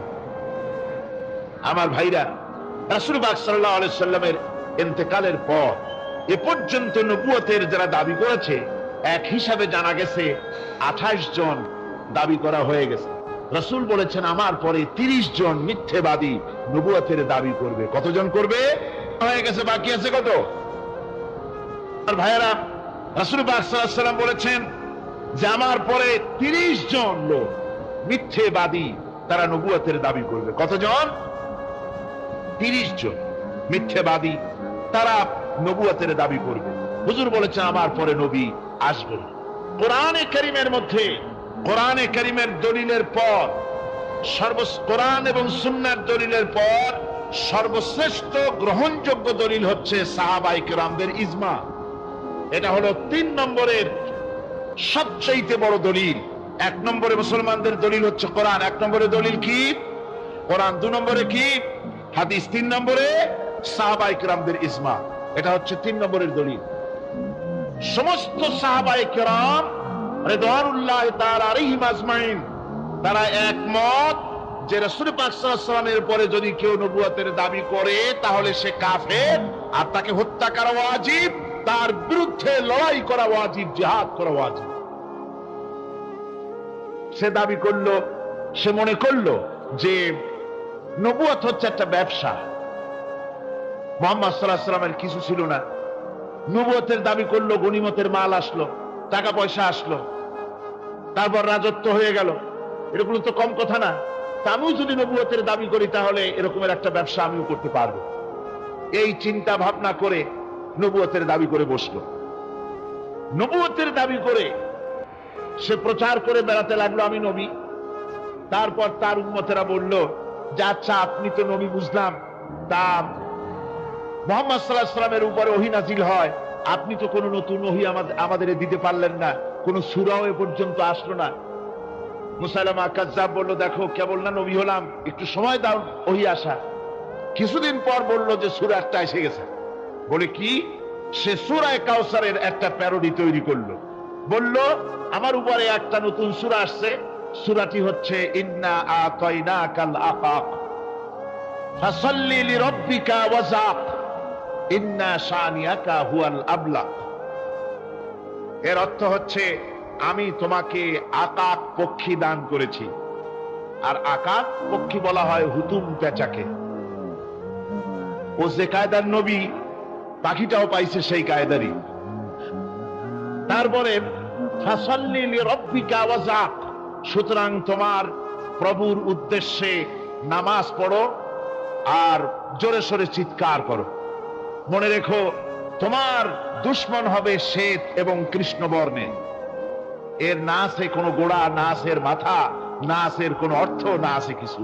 এই জাতীয় সূরা দেখিয়া উম্মতেরা বলল, কি যে আশ্চর্য কথা, মুহাম্মদ সাল্লাল্লাহু আলাইহি ওয়াসাল্লামের উপরে যে সূরা নাজিল হয়েছে তা পড়তে কত সুন্দর, কত ভাব গম্ভীর।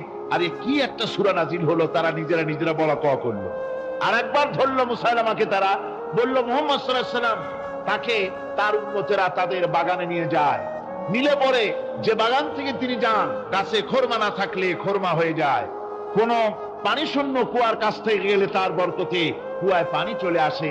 তো আপনি এরকমের কিছু আমাদের দেখান। বললো আমাকেও তোমরা এভাবে নিয়ে যাও। তখন তাকে নিয়ে যাওয়া হলো। দেখলো উম্মতেরা যে এমনই পোড়া কপালে এক নবী তাদের ভাগে পড়ছে, যে বাগান দিয়ে যায়, গাছে খোরমা থাকলে খোরমা পড়িয়ে যায়, নষ্ট হয়ে যায়।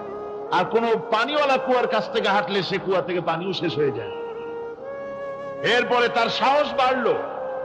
মুসাইলামা কাজ্জাব রাসূল পাক সাল্লাল্লাহু আলাইহি ওয়াসাল্লামের কাছে এক চিঠি লিখলো। সে চিঠির ভাষা ছিল, মিন মুসাইলামাত রাসূলিল্লাহ ইলা মুহাম্মাদুর রাসূলুল্লাহ সালামুন আলাইকুম আম্মা বাদ ফাইন্নী আশরাকতু ফিল আমর ওয়া ইন্না লানা নিসফাল আরদ ওয়া লিকুরাইশিন নিসফাল আরদ ওয়ালাকিন্না কুরাইশান কওমান ইয়াতাদুন। সে চিঠি লিখলো যে মুসাইলামা আল্লাহ রসুলের পক্ষ থেকে নাউজুবিল্লাহ মুহাম্মদ সাল্লাল্লাহু আলাইহি সাল্লামের কাছে এই চিঠি পাঠানো হচ্ছে। ফাইন্নী ক্বাদ আশরাকতু ফিল আমরি মাক, আমি হচ্ছি আপনার নবুয়তের একজন অংশীদার। এই হিসাবে পৃথিবীর অর্ধেক হচ্ছে আমার আর অর্ধেক হচ্ছে কুরাইশদের। কিন্তু কুরাইশরা বিষয়টা বুঝতে না পেরে আমার সাথে বাড়াবাড়ি করতেছে। হুজুর সাল্লাল্লাহু আলাইহি ওয়াসাল্লাম এই চিঠির জবাব দিলেন। হুজুর লিখলেন, বিসমিল্লাহির রহমানির রহিম, মিন মুহাম্মাদুর রাসূলুল্লাহ সাল্লাল্লাহু আলাইহি ওয়াসাল্লাম ইলা মুসাইলামাতিল কাজ্জাব, আসসালামু আলা মান ইত্তাবাআল হুদা, আম্মা বাদ ফাইন্নাল আরদা লিল্লাহি ইউরিসুহা মিন ইবাদিহি ওয়াল আকিবাতু লিল মুত্তাকিন। রাসূল পাক সাল্লাল্লাহু আলাইহি ওয়াসাল্লাম লিখলেন, এই চিঠি যাচ্ছে মুহাম্মদ সাল্লাল্লাহু আলাইহি ওয়াসাল্লামের কাছ থেকে মুসাইলামা কাজ্জাবের কাছে। শুনে রাখো, শান্তি বর্ষিত হোক তার প্রতি যিনি হেদায়েত প্রাপ্ত। এই পৃথিবীর উত্তরাধিকারী হচ্ছে কেবলমাত্র আল্লাহ পাকের সেই সব বান্দারা যারা নাকি আল্লাহর গোলাম, আল্লাহর একান্ত আল্লাহর আইন এবং কানুনকে মেনে যারা চলে। আর পরকাল হচ্ছে সেই সমস্ত লোকেদের জন্যই। মুসাইলামা কাজ্জাবের মুয়াজ্জিন যারা, তারাও জানতো যে লোকটা মিথ্যেবাদী। তো কিছু মাল পানি পাওয়া যায়, টাকা পয়সা পাওয়া যায়, সাথে থাকলে কিছু খাওয়াটাও যায়, এই জন্য তার সাথে থাকতো। রাসূলুল্লাহর মুয়াজ্জিন আযান দিতেন, আশহাদু আন্না মুহাম্মাদার রাসূলুল্লাহ, আমি সাক্ষ্য দিচ্ছি মুহাম্মদ সাল্লাল্লাহু আলাইহি ওয়াসাল্লাম আল্লাহর রাসূল। আর মুসাইলামার মুয়াজ্জিন যে ছিল, সে আযান দিত, আশহাদু আন্না মুসাইলামাতা ইয়াজামু আন্নাহু রাসূলুল্লাহ। ও বলতো, আযান দিত এই কথা বলে যে আমি সাক্ষ্য দিচ্ছি মুসাইলামা মনে করে যে সে আল্লাহর রাসূল। আমার ভাইরা, এরপরে মুসাইলামা কাজ্জাবের বিরুদ্ধে, এই জন্য রাসূলের পরে যদি কেউ নবুয়তের দাবি করে, তাহলে তার কাছে নবুয়তের দাবির কোনো প্রমাণও চাওয়া যাইবে না। বিনা প্রমাণে রাসূলের পরে নবুয়তের দাবি যেই করবে সে কি হবে? জোরে বলেন, কি হবে? কাফের হয়ে যাবে। দুনিয়ার সমস্ত উলামা, সমস্ত মুহাদ্দিস, সমস্ত মুফাসসির, দুনিয়ার সমস্ত মুফতি সব একমত, কোনো দ্বিমত নাই, গোলাম মোহাম্মদ কাদিয়ানী কাফের। তার অনুসারীরাও তার জামানায় মাওলানা আতাউল্লাহ শাহ বুখারী রাহমাতুল্লাহ আলাইহি, তার সঙ্গে একটা বহস হলো। যেহেতু গোলাম মোহাম্মদ বলেছিল যে আমার এই 40 দিনের মধ্যে কেউ প্রতিবাদ করুক যেগুলি আমার ওহী নয়। হযরতে মাওলানা আতাউল্লাহ শাহ বুখারী রাহমাতুল্লাহ আলাইহি সেই যুগের একজন শ্রেষ্ঠ আলিম, তিনি বললেন, আমি তোমার কাছে কোনো প্রমাণ চাই না তুমি নবী কিনা। আমি জানি তুমি মিথ্যেবাদী, তবে তোমাকে বলতে হবে তুমি এই শক্তি কোথায় পেলে। গোলাম মোহাম্মদ বলল, কোরআন শরীফই আছে আমার এই শক্তির উৎস। কোথায়? বলল যে এই যে আয়াতটা আমি আপনাদের সামনে তেলাওয়াত করেছি, ঈসা আলাইহিস সালামের ওই কথাই গোলাম মোহাম্মদ বলল যে হযরত ঈসা আমার সম্পর্কে বলেছেন, ইয়াতি মিন বাদ ইসমুহু আহমদ, আমার পরে একজন নবী আসবেন, রাসূল আসবেন, তার নাম হবে আহমদ, আমি সেই আহমদ। মাওলানা আল্লাহ বুখারী বলছেন, তোমার নাম তো আহমদ না, তোমার নাম হচ্ছে গোলাম আহমদ। তার অর্থ হলো হযরত ঈসা আলাইহিস সালাম যে আহমদের কথা বলেছেন, তুমি সেই আহমদের গোলাম। গোলাম আহমদ বললেন, দেখুন আমার নামের প্রথম শব্দ গোলাম, এটা হচ্ছে আমার লকব। আমি আমার নামের লকবটা ছেড়ে দিলাম, বাদ দিয়ে দিলাম, আর ব্যবহার করব না। তাহলে তো আমি আহমদ থাকি, আপনি তো আর আপত্তি করতে পারেন না। মাওলানা বুখারী বললেন, নামের প্রথম শব্দ বাদ দেওয়া যদি জায়েজ হয়, তাহলে তোমার ফতোয়া দিয়ে আমার নামের প্রথম শব্দ বাদ দিয়া দিলাম। আমার নাম আতা আল্লাহ, নামের প্রথম শব্দ আতা বাদ দিয়ে দিলাম। তো আতা যদি বাদ দেই তাহলে আল্লাহ হই, আর আল্লাহ হয়ে বলছি তোমার মতো গাধাকে নবুয়াত আমি দেই নাই। এরপর এই পৃথিবীর নিকৃষ্ট পাপী এই কাফেরের মৌত হলো কোথায়? জোরে বলেন, এই কাফেরের মৌত হলো কোথায়? পায়খানার ভেতরে মৌত হয়েছে। আমার বন্ধুগণ, সুতরাং বাংলাদেশে যত কাদিয়ানি আছে, সমস্ত কাদিয়ানিরা কাফের। সমস্ত কাদিয়ানিরা কি? আরো জোরে বলুন, তারা কি? কাদিয়ানিরা মুসলমানদের গোরস্থানে, তাদের মানুষ মারা গেলে মুসলমানদের গোরস্থানে তা দাফন করে না। মুসলমানদের জানাজায় তারা কোনোদিন আসে না। মুসলমানদের কোন মসজিদে তারা নামাজ পড়তে যায় না। তারা আলাদাভাবে মসজিদ তৈরি করে মসজিদের নামে। গোলাম মোহাম্মদ কাদিয়ানীর অনুসারীরা যে মসজিদ করে, ওগুলি মসজিদ নয়, এগুলি মসজিদে জেরাত। এগুলি কি? মসজিদে জেরাত। এগুলি কখনোই মসজিদের সম্মান পেতে পারে না। তারা কোরআনে কারীমের ব্যাখ্যা নিজেরা করেছে, নিজেরা তৈরি করেছে, যার সাথে আহলে সুন্নাতুল জামাতের হাদিসের কোন মিল নাই, নিজেরাই করেছে। সুতরাং এই কাদিয়ানীদেরকে সৌদি আরবিয়া সহ মধ্যপ্রাচ্যের 18টি দেশ এবং পাকিস্তান সরকারও নন মুসলিম মাইনরিটি হিসাবে ঘোষণা করেছে। বাংলাদেশ সরকারের কাছে কাদিয়ানীদেরকে অমুসলিম ঘোষণার জন্য দাবি জানানো হচ্ছে দীর্ঘদিন থেকে, কিন্তু যে সরকারি আসে কর্ণপাত করে না, কাদিয়ানীদের সাথে তাল মিলিয়ে চলতে চেষ্টা করে। আর এই তাল মিলিয়ে চল, আল্লাহ পাক বলছেন, স্মরণ করো সেই সময়ের কথা যখন ঈসা আলাইহিস সালাম, মারিয়াম পুত্র ঈসা, তিনি বলেছিলেন, হে বনি ইসরাইল, ইন্নী রাসূলুল্লাহি ইলাইকুম মুসাদ্দিকাল লিমা বাইনা ইয়াদাইয়া মিনাত তাওরাহ, আমি আল্লাহর পক্ষ থেকে তোমাদের জন্য রাসূল হয়ে প্রেরিত হয়েছি এবং আমার পূর্বে নাজিলকৃত তাওরাতের সত্যতা বিধানকারী হিসেবে আমি নাজিল হয়েছি। ওয়া মুবাশশিরাম বিরাসূলিন ইয়াতি মিন বাদ ইসমুহু আহমদ, আর আমি সুসংবাদদাতা সেই রাসূলের যিনি আমার পরে আসবেন, যার নাম হবে আহমদ। فلما جاءهم بالبينات قالوا هذا سحر مبين, আর প্রকৃতপক্ষে যখন তিনি স্পষ্ট দলিল নিয়ে, প্রমাণাদি নিয়ে যখন তাদের সামনে এলো, তারা বলল এটা তো সুস্পষ্ট প্রতারণা বা সুস্পষ্ট এক প্রতারক। এ হচ্ছে আয়াতে কারিমার শাব্দিক তর্জমা। অর্থাৎ ঈসা আলাইহিস সালাম একথা বলতে চাইলেন।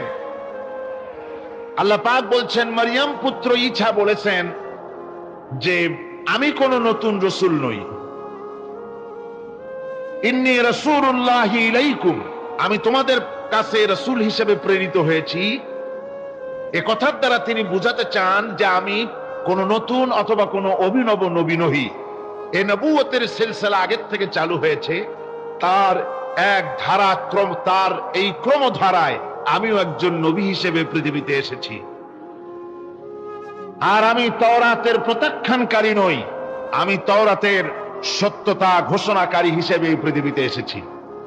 পয়গম্বরদের নিয়ম হচ্ছে চিরকাল তারা আগের পয়গম্বরের দাওয়াতের স্বীকৃতি দিয়েছেন, দাওয়াতকে তারা অস্বীকার করেন নাই। আগের পয়গম্বরের দাওয়াতকে তারা স্বীকৃতি দিয়েছেন, বলেছেন। আর দ্বিতীয় অর্থ হচ্ছে যে আমার সম্পর্কে যে আগামনী বাণী শোনানো হয়েছে সেই তারই বাস্তব রূপ নিয়ে আমি পৃথিবীতে এসেছি, আমার সাথে বিরোধিতা করার কোনো যুক্তি নাই। কিন্তু বনী ইসরাইলেরা হযরত ঈসা আলাইহিস সালামের দাওয়াত গ্রহণ না করে তার উল্টোটাই করলো। তারা কি করলো? তারা হযরত ঈসা আলাইহিস সালামকে আল্লাহর পুত্র বানিয়ে ছাড়লো। হযরত ঈসা বললেন আমি হচ্ছে আল্লাহর রাসূল, আর তারা বানালো আল্লাহর ছেলে। নাউযুবিল্লাহি মিন যালিক। কোরআনে কারীমে রব্বুল আলামিন বলেন, নাসারারা বলছে ওয়াকালাতিন নাসারাল মাসীহ ইবনুল্লাহ, মসীহ হচ্ছে আল্লাহর পুত্র। সবাই বলুন নাউযুবিল্লাহ। ওরা একদিকে ঈসা আলাইহিস সালামকে আল্লাহর পুত্র বানালো, আবার অন্যদিকে তারা মসীহকে শুধু আল্লাহর পুত্র নয়, তারা আবার তাদের একটি দল হযরত ঈসা আলাইহিস সালামকে সরাসরি তাকে আল্লাহই বানিয়ে ফেলল। কোরআনে কারীমে রব্বুল আলামিন বলছেন, লাকাদ কাফারাল্লাযীনা ক্বালু ইন্নাল্লাহা হুয়াল মাসীহু ইবনু মারইয়াম وقال المسيح يا بني إسرائيل اعبدوا الله ربي وربكم। হযরত ঈসা আলাইহিস সালাম তিনি ঘোষণা করেছেন, মরিয়ম পুত্র হযরত ঈসা বলেছেন যে আল্লাহ পাক বলছেন যে কাফেররা এই তারাই কুফরি করেছে যারা ঈসা আলাইহিস সালামকে বলেছে আল্লাহ। অথচ ঈসা আলাইহিস সালাম বলেছেন উবুদুল্লাহ রাব্বি ওয়া রাব্বিকুম। হযরত ঈসা বলেছেন যে সেই আল্লাহর গোলামি করো, সেই আল্লাহর দাসত্ব করো যিনি তোমাদেরও রব এবং আমাদেরও রব, যিনি আমারও আল্লাহ এবং তোমাদেরও আল্লাহ, সেই আল্লাহ পাকের গোলামি জীবনের সকল ক্ষেত্রে করো। এ কথা বলে দিয়েছেন হযরতে ঈসা আলাইহিস সালাম। এরপরে হযরত ঈসা এরপরে ঘোষণা করেছেন ওয়া মুবাশশিরাম বিরাসূলিন ইয়াতি মিন বাদ ইসমুহু আহমদ, এবং আমি সুসংবাদ দাতা সেই রাসূলের যিনি আমার পরে আসবেন, আর তার নাম হবে আহমদ। এই আয়াতটি কোরআনে কারীমের এটি একটি গুরুত্বপূর্ণ আয়াত, এবং এই আয়াত দিয়ে ইসলাম বিরোধীরা নানান ধরনের সন্দেহের সৃষ্টি করেছে এবং বিতর্কের সৃষ্টি করেছে পৃথিবীতে। এই আয়াতে কারিমে, কোরআনে কারীমের এই আয়াতে রাসূল পাক সাল্লাল্লাহু আলাইহি ওয়াসাল্লামকে আহমদ বলা হয়েছে। থাকবে আবার একটা নারী চিরকাল একটা স্বামী নিয়ে পড়ে থাকবে, নতুন কোন বৈচিত্র্যের স্বাদ তাদের কপালে জুটবে না। এটা কেমন কথা? এটা হতে পারে না। সে বলে যে নারী পুরুষের অবাধ মেলামেশা থাকাই উচিত, এটাই প্রগতি। এই হলো আহমক শরীর। সে বোকাই কারণে দুনিয়ার সব চিনেছে অথচ মালিককে চেনে নাই। কিন্তু আমাদের দেশের গরুতেও মালিক চেনে। গরুতে মালিক চেনে কিনা কন? আপনারা যাই দেখেন, রাত্রিবেলায় ডাকাডাকি করলে আপনার গরু যদি বিলে থাকে তাহলে গরু ছুটে আপনার কাছে আসবে। আসবে কিনা কন? গরু তো কিছু তো তার ভদ্রতা সম্মান আছে। আমাদের গৃহপালিত পশু কুত্তা, কুকুর, কুকুরেও মালিক চেনে। চেনে কিনা কন? যদি বিশ্বাস না হয়, আপনার বাড়িতে যদি কুকুর থাকে, আপনার বাড়িতে রাত 12টার সময় যদি অন্য কোনো লোক ঢোকে, তাহলে কি করেন? কুকুরে খুব আদর করবে না? কুকুর তারে তাড়াইয়া কর্ণফুলি পার করে দিয়ে আসবে। আর যদি আপনি যান গভীর রাত্রে, গলায় কাশি দেবেন, কথাও বলবেন না, কাশিটা শুনে কুত্তা এসে আপনার পায়ে তার লেজুর দিয়ে নেজ দিয়ে নাড়ানাড়ি করবে, মুখটা পায়ের উপরে লাগাবে। ঠিক কিনা কর? গরুতে মালিক চিনল, কুত্তায় মালিক চিনল। এই আহমদ এমনই নিকৃষ্ট, কুত্তা গরুর চাইতে নিকৃষ্ট। আল্লাহ রাব্বুল আলামিনকে চেনে নাই।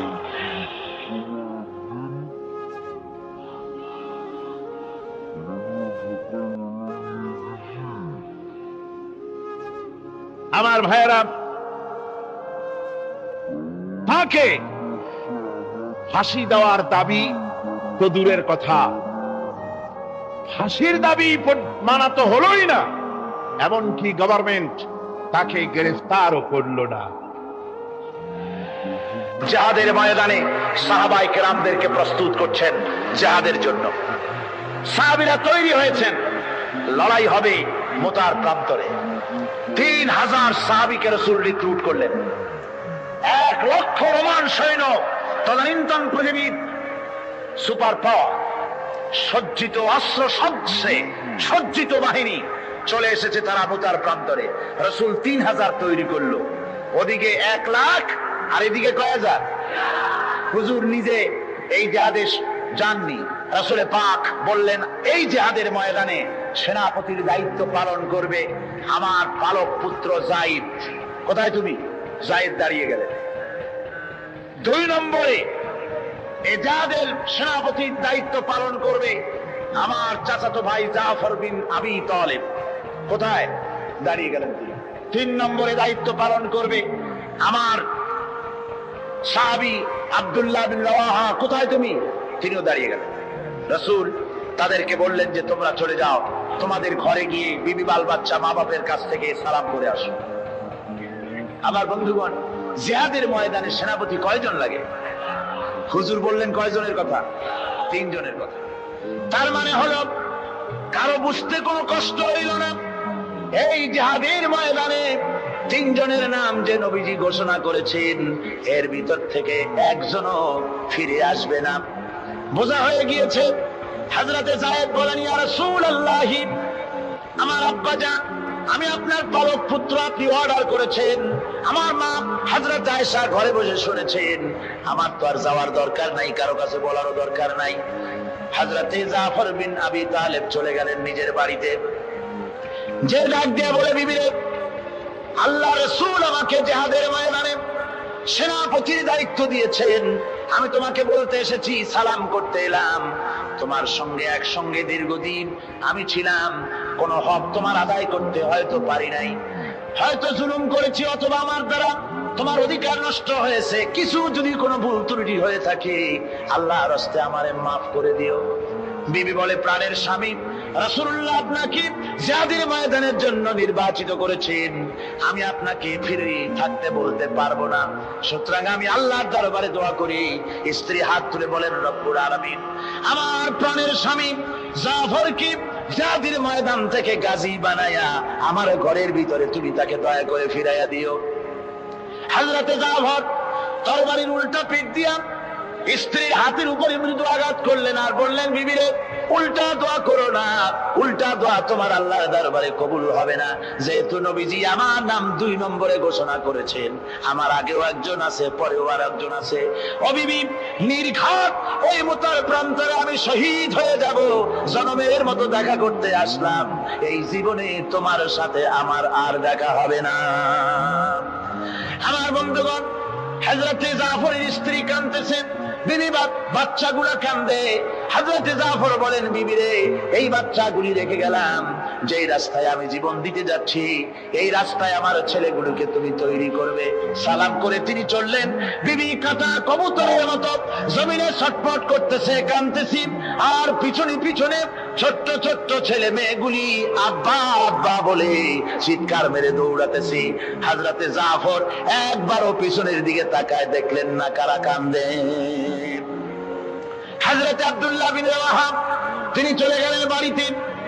হযরতে আব্দুল্লাহ বিন রাওয়াহা বাড়িতে গিয়ে, সেই রাত্র ছিল তার বাসর সজ্জা, ফুল সজ্জার রাত ছিল, নতুন বিবাহ করেছেন। বাড়িতে গিয়া শোনেন বিবি কোরআনে কারীম তেলাওয়াত করতেছেন। হযরতে আব্দুল্লাহ বলেন, রুমের বাইরে দাঁড়িয়ে, বিবি রে, আমি তোমার স্বামী আব্দুল্লাহ এসেছি, আমার সালাম নাও, কোরআন পড়া একটু বন্ধ করো। রাসূলুল্লাহ আমাকে জিহাদের সেনাপতি বানিয়েছেন, আমি জিহাদে যেতেছি, নতুন বিবাহ হলো, কোনো হক তোমার আদায় করতে পারি নাই, তুমি আমাকে মাফ করে দিও, আল্লাহর রাস্তে আমার উপর কোনো দাবি রেখো না। বিবি বলে, প্রাণের স্বামী, কোনোদিন আপনাকে দেখি নাই, কোন রকম একটু দেখেছি, আর আমি মদিনার এক সুন্দরী মেয়ে, আপনি আমাকে ভালো করে দেখলেন না। আমার প্রাণের স্বামী, একবার আপনি ঘরে আসেন। স্বামী বলে, ওগো স্ত্রী, ঘরের ভিতরে আমি যাব না। ঘরের ভিতরে গেলে পরে তোমাকে দেখলে আমার মনের ভিতরে প্রেম ডাকবে, তোমার প্রতি আমার ভালোবাসা জন্মাবে। আমি ঘরের ভিতরে ঢুকতে চাই না। স্ত্রী বলে, প্রাণের স্বামী ঘরের ভিতরে যদি আসেন, আল্লাহর কসম আমি কোনো প্রেম নিবেদন করব না।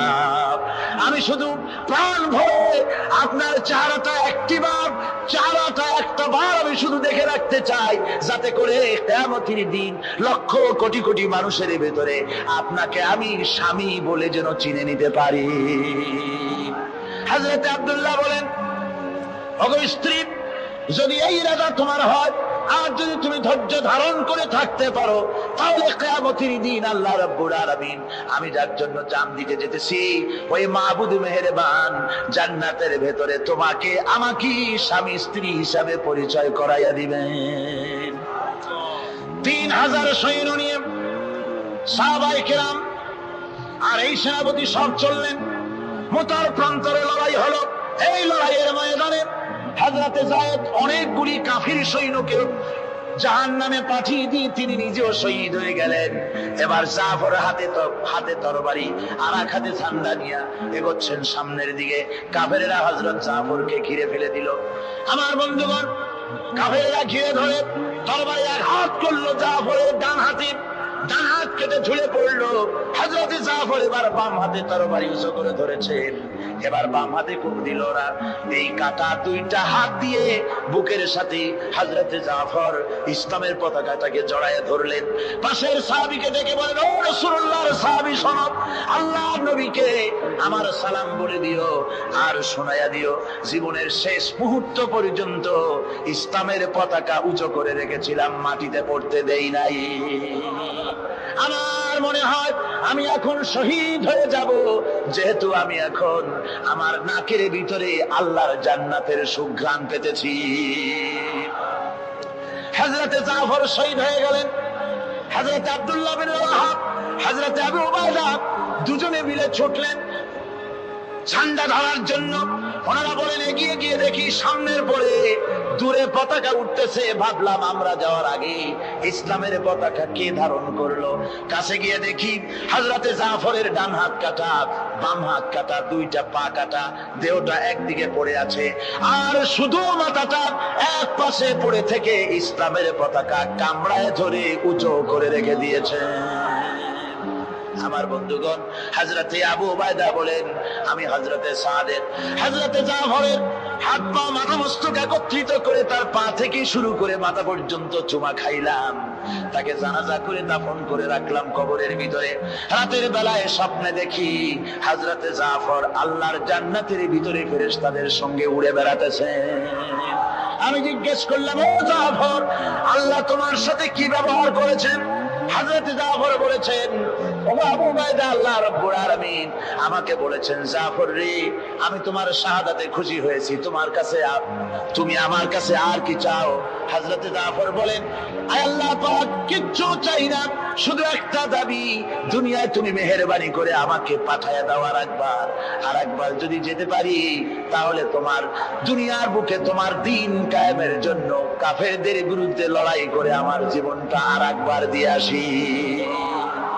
আমার বন্ধুগণের জন্য আল্লাহ রাসূল বলেছেন, হাদিস শরীফে এসেছে, আমার ইচ্ছে হয় জিহাদ করি, শহীদ হই, আবার যদি জিন্দা হই, আবার জিহাদ করি, শহীদ হই, আবার যদি জিন্দা হতে পারি, তাহলে আবার জিহাদ করি, আবার শহীদ হই।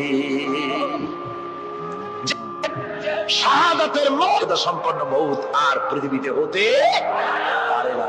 আমার ভাইরা, ইসলামের জন্য জান দেওয়ার জন্য, মাল দেওয়ার জন্য সাহাবায়ে কেরাম এভাবে প্রস্তুত ছিলেন। নিজেদের জীবন তারা আল্লাহর সামনে নজরানা পেশ করেছেন, শহীদ হয়েছেন, আল্লাহ দ্বীন কায়েমের জন্য তারা প্রচেষ্টা করেছেন।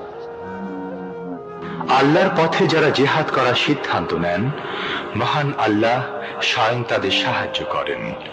যুগে যুগে আমরা এর প্রমাণ পেয়েছি, আর তাই মুসলমানরা কাফেরদের উপর বরাবর বিজয়ী হয়েছে। এই ইসলামকে প্রতিষ্ঠিত করার জন্য প্রয়োজন রয়েছে জিহাদের। কিসের প্রয়োজন?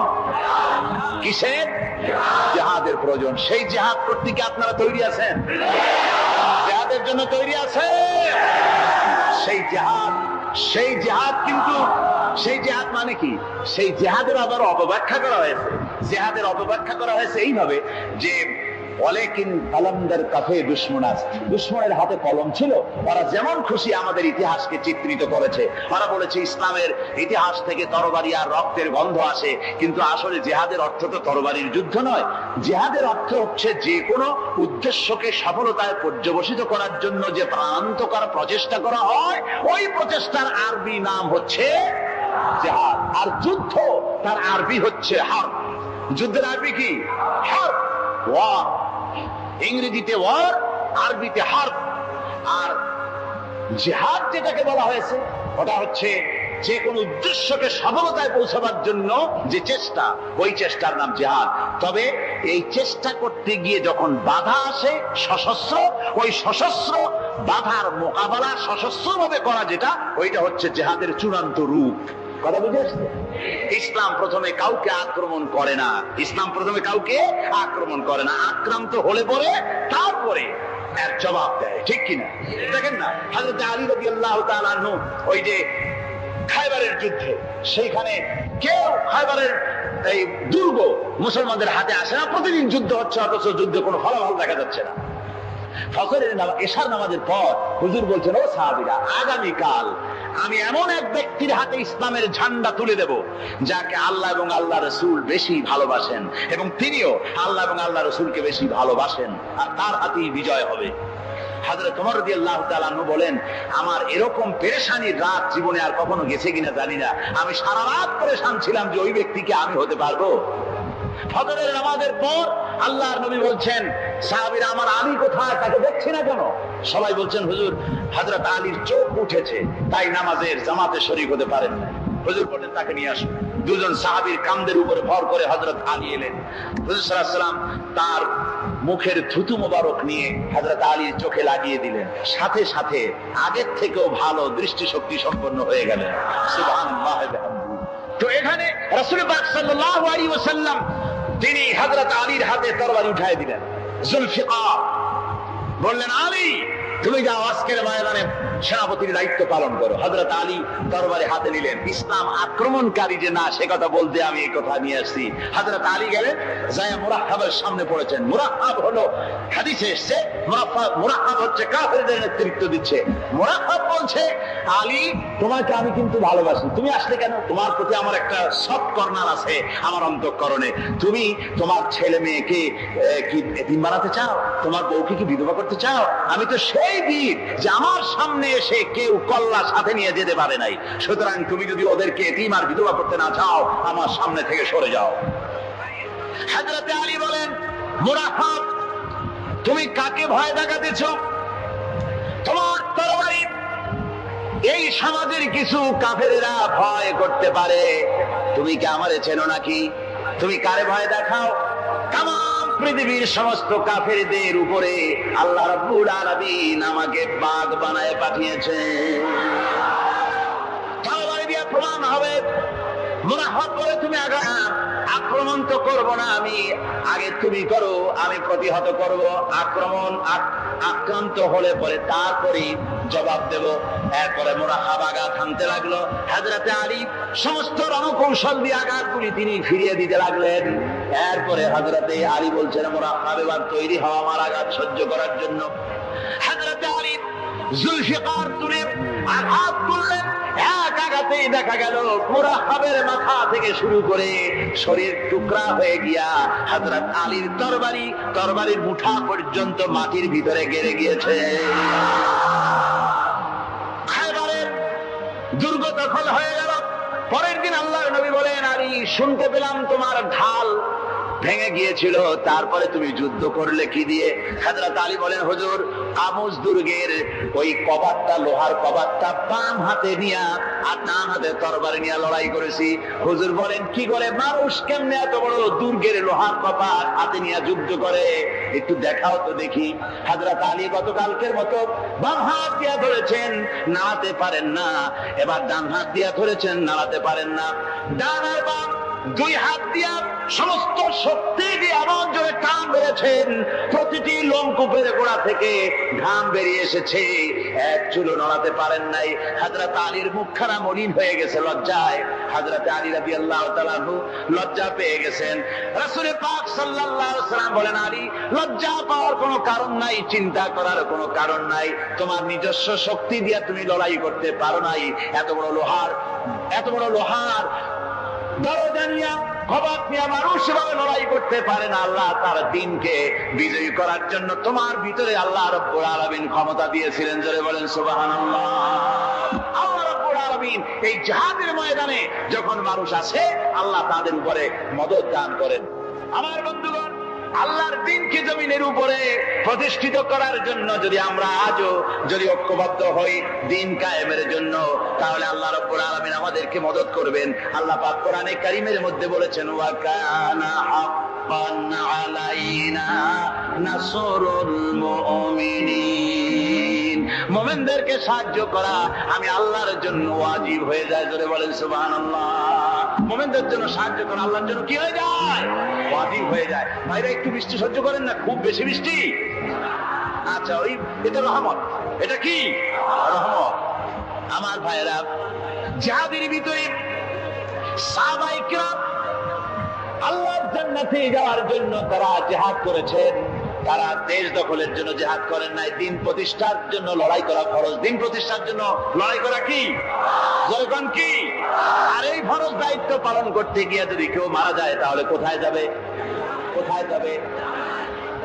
ওই শাহাদাতের মত হচ্ছে একটা সেতু, বা একটা ব্রিজ, একটা সাঁকো।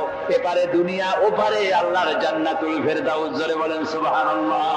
এই জন্য হযরত ওমর ফারুক রাদিয়াল্লাহু তাআলা আনহু সব সময় দোয়া করতেন, আল্লাহুম্মা রযুকনি শাহাদাতান ফি সাবিলিক ওয়াজআল মাউতি ফি বালাদ রাসূলিক। আল্লাহ রাব্বুল আলামিন, আমাকে রাসূলের শহরে মওত দাও, আর আমাকে তোমার দ্বীনের রাস্তায় শাহাদাত মঞ্জুর করো। জোরে বলেন আমিন। এটা আমাদের দোয়া, আমারও দোয়া, আমার সারা জীবনের স্বপ্ন, সারা জীবনের স্বাদ, আল্লাহ যেন শাহাদাতের মওত নসিব করে দেন। জোরে বলেন আমিন। এর থেকে উন্নত মানের মওত আর নাই। ওই প্যারালাইসিস হয়ে বিছানায় পড়ে তড়পায় মরার কোনো দাম নাই। দুনিয়ার বুকে বিড়ালের জিন্দেগি বছর করার 500 বছর বেঁচে থাকার দাম নাই। সিংহের মতো 1 সেকেন্ড বেঁচে থাকার দাম আছে, ঠিক কিনা? আর মওত, প্লীহা, যকৃত, typhoid, paralysis, diabetes, heart attack, kidney পচে যাওয়া, হাবিজাবি মওতের চাইতে আল্লাহর রাস্তায় জিহাদ করে শাহাদাতের মওত সর্বশ্রেষ্ঠ মওত। জোরে বলেন সুবহানাল্লাহ। আমার ভাইরা, রাসূল পাক সাল্লাল্লাহু আলাইহি ওয়াসাল্লাম তিনি মদিনা মুনাওয়ারায় এসে প্রথম যে জিহাদের সম্মুখীন হলেন, ওইটার নাম কি? কোন জিহাদ? বদর। কোন জিহাদ? বদরের জিহাদ। সেই বদরের মাঝে জিহাদের জন্য রাসূল সাহাবীদেরকে তৈরি করতেছেন। তো আপনারা চিন্তা করেন বিষয়টা, জিহাদ করতে হবে। এই বদরে সাহাবীরা জিহাদ করবে কাদের বিরুদ্ধে? নিজের বাপের বিরুদ্ধে। রাসূল পাক খুব চিন্তিত হলেন যে সাহাবীদেরকে কিভাবে উদ্বুদ্ধ করা যায়। হুজুর জিহাদের কথাই বলতেছেন যে এখন বদরে আমাদের টিকে থাকার প্রশ্ন, এইটা মুসলমানদের টিকে থাকার প্রশ্ন, বদরের যুদ্ধ, বদরের এই জিহাদটা। হুজুর যখন এগুলি বলতেছেন, হযরত মিকদাদ রাদিয়াল্লাহু তাআলা আনহু রাসূলের একজন জলিলুল কদর সাহাবী, তিনি দাঁড়িয়ে বলছেন, হে আল্লাহর রাসূল, কেন আপনি চিন্তা করছেন? ইমজি বিনা ইয়া রাসূলুল্লাহ হাইসু মা তাশা। হে আল্লাহর রাসূল, আপনি আমাদেরকে নিয়ে চলুন যেদিকে আপনার খুশি। হাইসু মা আমারাকাল্লাহ, যেদিকে আল্লাহ আপনাকে নির্দেশ করেন সেদিকে আমাদের নিয়ে আপনি সেদিকেই চলুন। ইন্না লা নাকুলু লাকা কামা ক্বালা বনু ইসরাঈল লিমূসা আলাইহিস সালাম, ইযহাব আনতা ওয়া রাব্বুকা ফাকাতিলা ইন্না হাহুনা কায়িদুন। বুখারী শরীফের হাদিস। হযরত মিকদাদ রাদিয়াল্লাহু তাআলা আনহু বলছেন, হে আল্লাহর রাসূল, আপনি আমাদের নিয়ে চলুন, আল্লাহ যেদিকে আপনাকে আমাদের নিয়ে যেতে বলেন সেই দিকে নিয়ে যান। আমরা মুসা আলাইহিস সালামের উম্মতের মতো বলবো না যে হে মুসা, আপনি আর আপনার আল্লাহ দুজন গিয়ে যুদ্ধ করেন, আমরা এখানে বসে থাকি, এমন কথা আমরা বলবো না। বাল ইযহাব আনতা ওয়ারাব্বুকা ফাকাত মাকুমা মুকাতিলুন। ও নবী, বরং আপনি চলুন আমাদের নিয়ে, আপনি এবং আপনার আল্লাহ চলুন জিহাদের ময়দানে, আমরা আপনার সঙ্গে জিহাদ করব, লড়াই করব সেই পর্যন্ত। মা দামাত মিন্না মা দামাত আইনুম মিন্না তাতাররাফ, যতক্ষণ পর্যন্ত আমাদের একটা চক্ষুর পলক পড়ে, যতক্ষণ পর্যন্ত একটা চোখের পাতা নড়ে, ততক্ষণ পর্যন্ত আমরা কাফেরদের বিরুদ্ধে লড়ব। সুবহানাল্লাহ বিহামদিহি, যতক্ষণ চোখের পাতা নড়ে ততক্ষণ পর্যন্ত লড়ব, নিয়ে চলুন আমাদেরকে। হুজুর খুব খুশি হলে, আরে রাসূল পাক সাল্লাল্লাহু আলাইহি ওয়াসাল্লাম দারুণ ভাবে খুশি হয়ে গেলেন। হুজুর বললেন, ও সাহাবীরা, তোমাদের মানসিক অবস্থা যখন এই, কুমু বিনা ইলা জান্নাতিন, চলো আমার সাথে বেহেশতের দিকে। সুবহানাল্লাহ, সবাই বলেন সুবহানাল্লাহ। কুমু বিনা ইলা জান্নাতিন আরদুহা কারদিস সামাওয়াতি ওয়াল আরদ, সেই বেহেশতের দিকে চলো যে বেহেশতের বিশালতা প্রশস্ততা এই পৃথিবী এবং আকাশের চাইতে অনেক বড়, সেই বেহেশতের দিকে চলো। ফাকামা উমাইর বিন হামাম ওয়া কানা ইয়াকুলু তামার, হযরত উমাইর বিন হামাম এক যুবক, তিনি দাঁড়িয়ে গেলেন। আমার মুসলমান ভাইরা, যুবকদের অবদান কিন্তু ইসলামে সব চাইতে বেশি। জোরে বলেন সুবহানাল্লাহ। কাদের অবদান বেশি? সর্বপ্রথম ইসলাম কবুল করেছে কারা? যুবকরা। হযরত আবু বকর, হযরত ওমর রাদিয়াল্লাহু তাআলা আনহু, তাদের বয়স যুবক বয়স ছিল, যুবক বয়সে তারা ইসলাম কবুল করেছেন। হযরত আলী যুবক ছিলেন, এই জন্য যুবকদের ইবাদতের সব বেশি। রাসূল পাক বলেছেন, কিয়ামতের ময়দানে যেদিন কোন ছায়া থাকবে না, আরশে আজিমের নিচে 7 শ্রেণীর লোকেরা ছায়া পাবে, তার মধ্যে এক শ্রেণী হচ্ছে ওয়াশাবুন নাশা ফি ইবাদাতিল্লাহ, ওই যুবকেরা যারা নাকি রাত গুজরান করে, রাত কাটায় আল্লাহর ইবাদতে, রাত জাগে আল্লাহর ইবাদত করে। জোরে বলেন সুবহানাল্লাহ। বুড়োদের 100 বার আল্লাহ বলা আর এক যুবকের একবার আল্লাহ বলা, বৃদ্ধের সারা সপ্তাহ তাহাজ্জুদ পড়া আর যুবকের এক রাতের তাহাজ্জুদ পড়া মনে হয় তার থেকেও বেশি। কন সুবহানাল্লাহ। তাই বলে বৃদ্ধ যারা, তারা কিন্তু হতাশ হবেন না, ওই যৌবনকাল আপনিও বেরিয়ে এসেছেন, ঠিক না? সুতরাং যুবকদের অবদান বেশি। হযরত উমাইর বিন হামাম রাদিয়াল্লাহু তাআলা আনহু, তিনি দাঁড়িয়ে গেলেন, তার হাতে ছিল ওয়া কানা ইয়াকুলু তামার, তিনি খরমা খাচ্ছিলেন, হাতে ছিল কয়েকটা খরমা। তিনি খরমাগুলি হাতে নিয়ে দাঁড়িয়ে বলছেন ওয়া ক্বালা বাখবাখ, তিনি বলছেন বাখবাখ শব্দ, এটা হচ্ছে লুগাল মুহাল্লিয়া, অর্থাৎ আঞ্চলিক শব্দ। এর অর্থ হচ্ছে মা আযামাহু ওয়া মা আহসানাহু। কি আশ্চর্য, কি সুন্দর, কি বিরাট, কি সুন্দর কথা আপনি বললেন হে রাসূল। জান্নাতুন আরদুহা কারদিস সামাওয়াতি ওয়াল আরদ, এমন দেশ তো পাওয়া যাবে জিহাদ করলে যে বেহেশতের বিশালতা প্রশস্ততা এই বিশাল আকাশের চাইতে, জমিনের চাইতে বেশি। ওয়াল্লাহি লাউ কুনতু হাইয়ান হাত্তা আকুলাহুন্না, আমি যদি, ওয়াল্লাহি আল্লাহর কসম, আমি যদি এই খরমাগুলো যদি খাইতে থাকি, ইন্নাহা লাহায়াতুন তাবিলা, তাহলে তো এটা অনেক লম্বা হায়াত লাগবে। এই খরমাগুলি খাইতে অনেক সময় লাগবে, বেহেশতে যাইতে দেরি হয়ে যাবে। সুতরাং এই খরমা তো আর খাওয়া যাবে না। ফারাবিহিন্না, হাতের খরমাগুলি সব ফেলে দিয়ে জিহাদের ময়দানে লাফায়ে পড়লেন। অনেকগুলি কাফেরকে জাহান্নামের খাতে উতরায় দিয়া হযরত ওমর নিজেও শাহাদাত বরণ করলেন। জিহাদের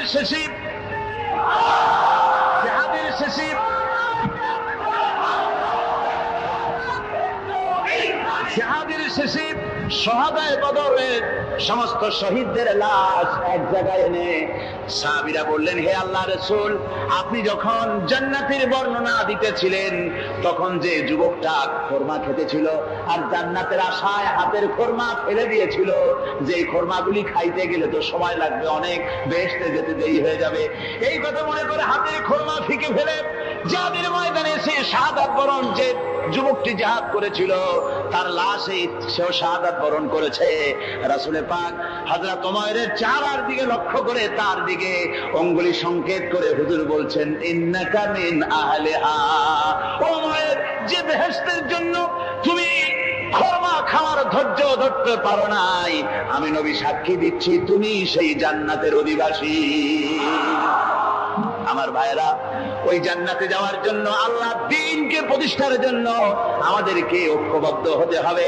আল্লাহ দ্বীনের জন্য, আল্লাহ নবীর যে আদর্শ, সে আদর্শ প্রতিষ্ঠার জন্য এগিয়ে আসতে হবে। যদি আমরা তা করতে পারি, আমরা সংখ্যায় কত, আমাদের অস্ত্র আছে কি নাই, আমাদের জনবল কত, আমাদের সৈন্যবল কত, এগুলি প্রশ্ন না। প্রশ্ন হচ্ছে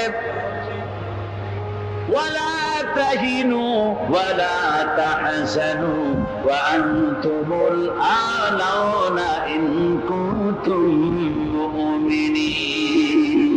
কোনো ভয় নাই, কোনো চিন্তা নাই, যদি তোমরা মুমিন হও আমি আল্লাহ তোমাদেরকে বিজয়ী করবো। জোরে বলেন সুবহানাল্লাহ। মুসলমানেরা তো সেই জাতি, যাদের ময়দানে যখন মুসলমানদেরকে সাহায্য দরকার হয়েছে, আল্লাহ রাব্বুল আলামিন আকাশ থেকে ফেরেশতা নাযিল করেছে কিনা কোন? একজন মাঝে মাঝে ঘুরছে, আর এক পাগল এসে জিজ্ঞেস করছে ঘুরছো কেন? কয় ঘুরবো না, আগামীকাল কোরবানির দিন, গরু তালাশ করতেছি, গরু পাচ্ছি না, বাজারে টাজারে ঘুরলাম, আবার আর এক বাজারে যাচ্ছি। বাজারে বাজারে গরু কেন, মাঠে কত গরু আছে, একটা ধরে জবাই দিলেই তো হয়। লোকটি বলছে দেখো পরের গরু জবাই দিলে তা তো গোনা হবে। কয় না, তুমি অঙ্ক বোঝো না, গরু যাই হোক কোরবানির দিনে গরু জবাও যদি করো তাহলে সব তো একটা হবে। কোরবানি উপলক্ষে জবাও করছে, একটা সব পাবা না? তো কোরবানির জন্য একটা সওয়াব হবে, আর চুরির জন্য অবশ্যই একটা পাপ হবে। কোরবানি যখন দিবা তো কোরবানির সওয়াব আর চুরির পাপ ভগ্নাংশের মতো কাটাকাটি হয়ে যাবে, গোশত খাবা ফাও। মানুষের অবস্থা তো তাই হয়েছে। মানুষের অবস্থা হয়েছে সর্বরতে সারা রাত জাগবো, কান্দাকাটি করবো, ফাও ফাও গুনাহ মাফ হয়ে যাবে, আর গোশত রুটি তো আসি যদ্দূর পারলাম খাইলাম। পরের দিন দু ফুর্তি, নো চিন্তা, নাউযুবিল্লাহি মিন যালিক। এই কান্দারও দাম নাই, আর এই ধরনের রাত জাগারও দাম নাই, এই ধরনের ইবাদত করেও দাম নাই। ইবাদতটা হচ্ছে জীবনের সব ক্ষেত্রে ইবাদত করতে হবে। ইবাদত সম্পর্কে মিস ইন্টারপ্রিটেশন যেটা এসেছে, ভুল অর্থ যেটা এসেছে, সেই ভুল অর্থের কারণে মানুষ শুধু মনে করে নামাজ রোজা হজ যাকাতই শুধু ইবাদত না। ইবাদত হচ্ছে জীবনের সকল ক্ষেত্রে গোলামিটা হতে হবে আল্লাহ পাকের সব জায়গায়। পার্লামেন্টে গোলামি হবে কার? কোর্ট কাছারিতে কার? অফিস আদালতে কার? স্কুলে কলেজে কার? খেতে খামারে কার? রান্নাঘরে, নিজের ঘরে, পরিবারে, সব জায়গায় আনুগত্য কার? কেবলমাত্র আল্লাহ সুবহানাহু ওয়া তাআলার হুকুম অনুযায়ী জীবন পালন করার নামই হচ্ছে ইবাদত। এই ইবাদত, নামাজ পড়ার নাম ইবাদত, নামাজ না পড়ার নামও ইবাদত। রোজা রাখার নামও ইবাদত, রোজা না রাখাও ইবাদত। এখন আপনারা বলতে পারেন যেটা ঠিক কি আশ্চর্য কথা শুনাইলেন, নামাজ পড়া তো ইবাদত, নামাজ না পড়া আবার কোন দেশে ইবাদত? রোজা রাখা তো ইবাদত, রোজা না রাখা কোন দেশে ইবাদত? ভুল কথা হচ্ছে 5 ওয়াক্ত নামাজ সময় মতো পড়বেন, তা তো আপনার ইবাদত হবে, কিন্তু সূর্য উদয়ের সময়, সূর্য ঠিক মাথার উপরে থাকার সময়, সূর্য ঠিক অস্তগামী হওয়ার সময় নামাজ পড়া জায়েজ নাই, সেজদা করা জায়েজ নাই, হারাম করা হয়েছে। সুতরাং এই 3 সময় নামাজ না পড়াটাই ইবাদত। সারা বছর রোজা রাখবেন, ইবাদত হবে, কিন্তু 2 ঈদের 5 দিন রোজা রাখা হারাম করা হয়েছে, ওই 5 দিন রোজা না রাখাটাই, তার অর্থ হলো জীবনের সমস্ত কাজটাই হলো ইবাদত হবে, যদি মুসলমান আল্লাহর হুকুম মাফিক তার জীবনকে পরিচালনা করে। আপনার চোখের চাহনিটাও তো ইবাদত হবে। সুবহানাল্লাহ। এই চোখ দিয়ে গুনাহ কামাই করা যাবে, আবার এই চোখ দিয়ে সওয়াব কামাই করা যাবে। যদি কোনো সন্তান তার মা বাপের দিকে ভক্তির নজরে, মহব্বতের নজরে যদি তাকায়, নবীজি বলেছেন একটা কবুল নফল হজের সওয়াব আমলনামায় লেখা যাবে। সাহাবীরা প্রশ্ন করেছেন যদি কেউ 100 বার তাকায় তো কি হবে? নবীজি বলেছেন আল্লাহ রাব্বুল আলামিনের নিয়ামতের ভান্ডার অফুরন্ত নিয়ামতের, সেখানে কোনো অভাব নাই। যদি কোনো বান্দা যদি তার মা বাপের দিকে দৈনিক 100 বার তাকায় তো ওই বান্দার আমলনামায় 100 কবুল নফল হজের সওয়াব লেখা যাবে। তাহলে দেখা গেল চোখের চাহনি আপনার ইবাদত, আপনার ঘুম ইবাদত, আপনার চাকরি ইবাদত, আপনার ব্যবসা বাণিজ্য ইবাদত। তার মানে হলো আল্লাহর গোলামি, আল্লাহর হুকুম অনুযায়ী কাজ করার নামই হচ্ছে ইবাদত। ইয়াকা নাবুদু ওয়া ইয়াকা নাস্তাইন। পড়েন সবাই, ইয়াকা নাবুদু ওয়া ইয়াকা নাস্তাইন। আল্লাহ তাআলা একমাত্র তোমার গোলামি করি, তোমারই আনুগত্য করি, তুমি ছাড়া কারো গোলামি করি না, তুমি ছাড়া কারো গোলামি করি না। এখন দোকানদার নামাজের মধ্যে পড়লো ইয়াকা নাবুদু। ইয়াকা নাবুদু, নাবুদু শব্দটা হচ্ছে মোজারের সিগা। এর মধ্যে 2টা কাল পাওয়া যায়, বর্তমান আর ভবিষ্যৎ, দুটি কাল পাওয়া যায়। নাবুদু এই শব্দ দিয়ে বোঝানো হচ্ছে কি, আল্লাহ পাক এই নামাজের ভিতরে যেমন তোমার হুকুম পালন করে নামাজ আদায় করছি, যেমন নামাজের ভিতরে কিছু খাওয়া যায় না, বাইরে খাওয়া জায়েজ ছিল, নামাজ পড়ছি বলে খানাটা আমার জন্য হারাম হয়ে গেছে। কথা বলা জায়েজ ছিল, নামাজের ভিতরে কথা বলা হারাম করে দিলাম। এদিক ওদিক তাকানো জায়েজ ছিল, নামাজের ভিতরে এদিক ওদিক তাকানো বন্ধ করে দিলাম। তার মানে আমার জন্য চিরস্থায়ী, সব সময়ের জন্য আমার জন্য হালাল করে দেওয়া জিনিসগুলি এই নামাজের ভিতরে অল্প সময়ের জন্য হারাম করে প্রমাণ করে দিলাম। মাবুদ গো, এই নামাজের পরে চিরস্থায়ী হারামগুলি এইভাবে আমার জন্য হারাম করে নেব। নামাজটা পড়ছি যেভাবে করে, নামাজের বাইরের জীবন চালাবো সেইভাবে করে। সেজদা দিলেই তো সওয়াব হয়, সেজদা দিলে কি হয়? সওয়াব হয়। যদি কেউ 5-6টা সেজদা দিয়ে দেয় এক রাকাতের মধ্যে তো কি হবে? যদি কেউ নামাজ পড়লে তো সওয়াব হয়। ফজরের নামাজ যদি 4 রাকাত পড়ে তো কি হবে? মাগরিবের নামাজ যদি 2 রাকাত পড়ে অথবা 4 রাকাত পড়ে তো কি হবে? ইচ্ছে করে যদি এভাবে করে, ভুল করবে নয়, ইচ্ছে করে যদি করে, তাহলে আল্লাহর আইনের সঙ্গে বিরোধিতা করছে বলে সে বিদ্রোহী হিসাবে প্রমাণিত হবে। সুতরাং কথা হচ্ছে নামাজের ভিতরে আল্লাহ পাক ইয়াকা নাবুদু, এই নামাজের ভিতরে তোমার হুকুম মেনে যেভাবে নামাজ আদায় করি, নামাজের বাইরের জীবনটাও তোমার হুকুম মেনে পালন করব। এটাই হচ্ছে ইবাদতের মূল থিম, মূল আইডিয়া, মূল ফিলোসফি। নামাজ ইবাদত করতে হবে জীবনের সব ক্ষেত্রে। নামাজের ভিতরে বললাম ইয়াকা নাবুদু, দোকানদার। এ লোকটা কি? দোকানদার। ঘি বিক্রি করবে, ঘি আনছে দোকান। তারপরে নামাজ পড়তে দাঁড়িয়েছে, দোকানের পিছনে ছোট্ট ঘর আছে, নামাজ পড়তে দাঁড়িয়েছে। শুরু করে দিল আল্লাহু আকবার, আলহামদুলিল্লাহি রাব্বিল আলামিন, আর রহমানির রহিম, মালিকি ইয়াউমিদ্দিন, ইয়াকা নাবুদু ওয়া ইয়াকা। তাড়াতাড়ি পড়তে হবে যেহেতু খরিদ্দার আসতেছে। খরিদ্দার 2-4 জন ভিড় জমা এসে নামাজ ছেড়ে দিয়েছে। কর্মচারীকে ডাকছে, পেরেশন ভিতরে আসলো। আমি তো কেবল খাঁটি ঘি নিয়ে আসছি, ওর মধ্যে তো ভেজাল দিই নাই। তাড়াতাড়ি করে ওর মধ্যে যা দিয়ে ভেজাল দিতে হয় ভেজাল দিয়ে ঠিক মতো দিয়া তারপরে বিক্রি করবি। 100 টাকা কেজি, 250 টাকা করে বিক্রি করবি। আল্লাহু আকবার, আর রহমানির রহিম, মালিকি ইয়াউমিদ্দিন, ইয়াকা নাবুদু ওয়া ইয়াকা। এটা নামাজ হইল কর? এই নামাজের আল্লাহর কোন দরকার আছে? কোনো দরকার নাই। ইবাদত তো হবে নামাজ যার হুকুমে, ব্যবসা তার হুকুমে। নামাজে সেজদা দিব যার হুকুমে, রোজা রাখবো তার হুকুমে, নামাজ পড়বো যার হুকুমে, অর্থনীতি চালাবো তার হুকুমে, নামাজ পড়বো যার হুকুমে, আমার দেশের কলকারখানা চলবে, নামাজ পড়বে যার হুকুমে, পার্লামেন্ট চলবে তার হুকুমে, নামাজ পড়বো যার হুকুমে, রাজনীতি চলবে তার হুকুমে। এর উল্টা পাল্টা যদি হয় মুসলমান মানতে পারে তখনই। সুতরাং মুসলমানকে আনুগত্যের মস্তককে অবনত করে দিতে হবে আল্লাহ পাকের সামনে। আল্লাহর সঙ্গে আর বান্দার সঙ্গে হক আছে। বান্দার উপরে আল্লাহর হক এবং আল্লাহর উপরে বান্দার হক কি, এ ব্যাপারে একটি হাদিস আপনাদেরকে শোনানো যায়। হাদিসটি হচ্ছে ওয়ান মুআজ বিন জাবাল রাদিয়াল্লাহু তাআলা আনহু قال كنت رديف النبي صلى الله عليه وسلم على حمار فقال لي يا معاذ أتدري ما حق الله على العباد وما حق العباد على الله। হযরত মুআজ বিন জাবাল রাদিয়াল্লাহু তাআলা আনহু বলেন যে আমি রাসূল করিম সাল্লাল্লাহু আলাইহি ওয়াসাল্লামের পেছনে তার গাধায় সওয়ার ছিলাম। তিনি আমাকে জিজ্ঞেস করলেন, মুআজ তুমি কি জানো বান্দার উপরে আল্লাহর হক কি এবং আল্লাহর উপরে বান্দার হক কি? তিনি বললেন, আল্লাহু ওয়া রাসূলুহু আ'লামু, আল্লাহ এবং তার রাসূল খুব ভালো করে জানেন। রাসূল কারীম সাল্লাল্লাহু আলাইহি ওয়াসাল্লাম জবাব দিলেন, ক্বালা হাক্কুল্লাহি আলাল ইবাদ আন ইয়াবুদুহু ওয়া লা ইউশরিকু বিহি শাইআ ওয়া হাক্কুল ইবাদি আলাল্লাহ আল্লাহ ইউআযযিবু মান লা ইউশরিক বিহি শাইআ। আল্লাহর নবী বলেন,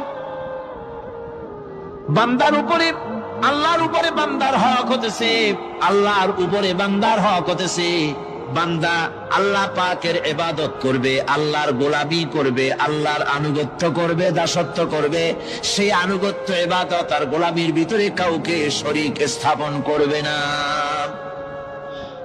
বান্দার উপরে আল্লাহর হক হতেছে যেই বান্দা আল্লাহ পাকের ইবাদত করবে, গোলামি করবে, আর কোন শিরক করবে না, কিয়ামতের দিন ওই বান্দা সম্পর্কে আল্লাহর হক হবে, বান্দাকে জাহান্নামের আগুন আল্লাহ পাক হারাম করে দিয়ে তার জান্নাত দিয়ে দিবেন। এটাই হলো বান্দার উপর আল্লাহ পাকের হক। সুতরাং ইবাদত হবে সলিড কার জন্য? আল্লাহ পাকের জন্য। জোরে বলেন কার জন্য? একমাত্র কেবলমাত্র শুধুমাত্র আল্লাহ পাকের জন্য গোলামি হবে। সেই গোলামির কথাটাই আমরা কোরআনে কারীমের মধ্যে সূরা ফাতিহায় প্রত্যেক দিন প্রতি রাকাতে আমরা পড়ি, ইয়্যাকা না'বুদু ওয়া ইয়্যাকা নাস্তাঈন।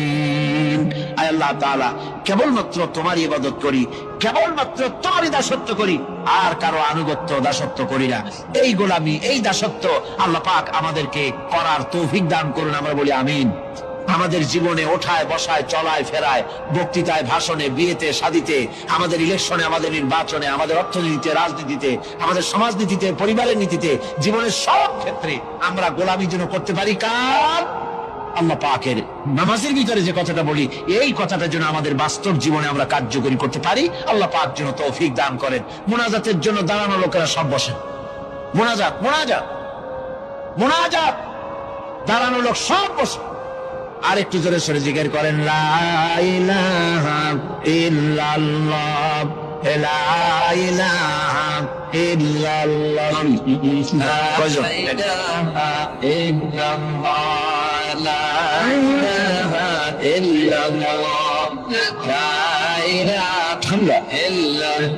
আমি বললাম বসতে, আপনারা দাঁড়ায় গেলেন, কেমন কথা? লা ইলাহা ইল্লাল্লাহু মুহাম্মাদুর রাসূলুল্লাহ। আজকে একজন মুসলমান হওয়ার জন্য এসেছেন, বলেন আলহামদুলিল্লাহ। এক ব্যক্তি মুসলমান হবেন, তারে মুসলমান বানানো হচ্ছে। মুনাজাতের জন্য দাঁড়ানো ভাইরা বসেন। আমি বসতে বলেছি, বসতে অসুবিধা নাকি? বসেন না। আর আমি আবার বলি, মুনাজাতের কথা শুনলে যারা হাঁটেন, আমার বড্ড দুঃখ হয়। ঘন্টার পর ঘন্টা বসতেন আর আল্লাহর কাছে হাত উঠাবার সময় চলে যাচ্ছেন। দুর্ভাগ্য, হতভাগ্য ওই সব লোকদের জন্য যারা আল্লাহর কাছে মোনাজাত করার সুযোগ পায় না। আল্লাহ পাক সকলকে তৌফিক দিন। যেরকম আমিন। কে মুসলমান হলো?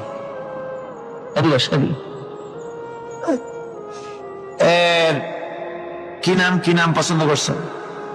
নাম কি?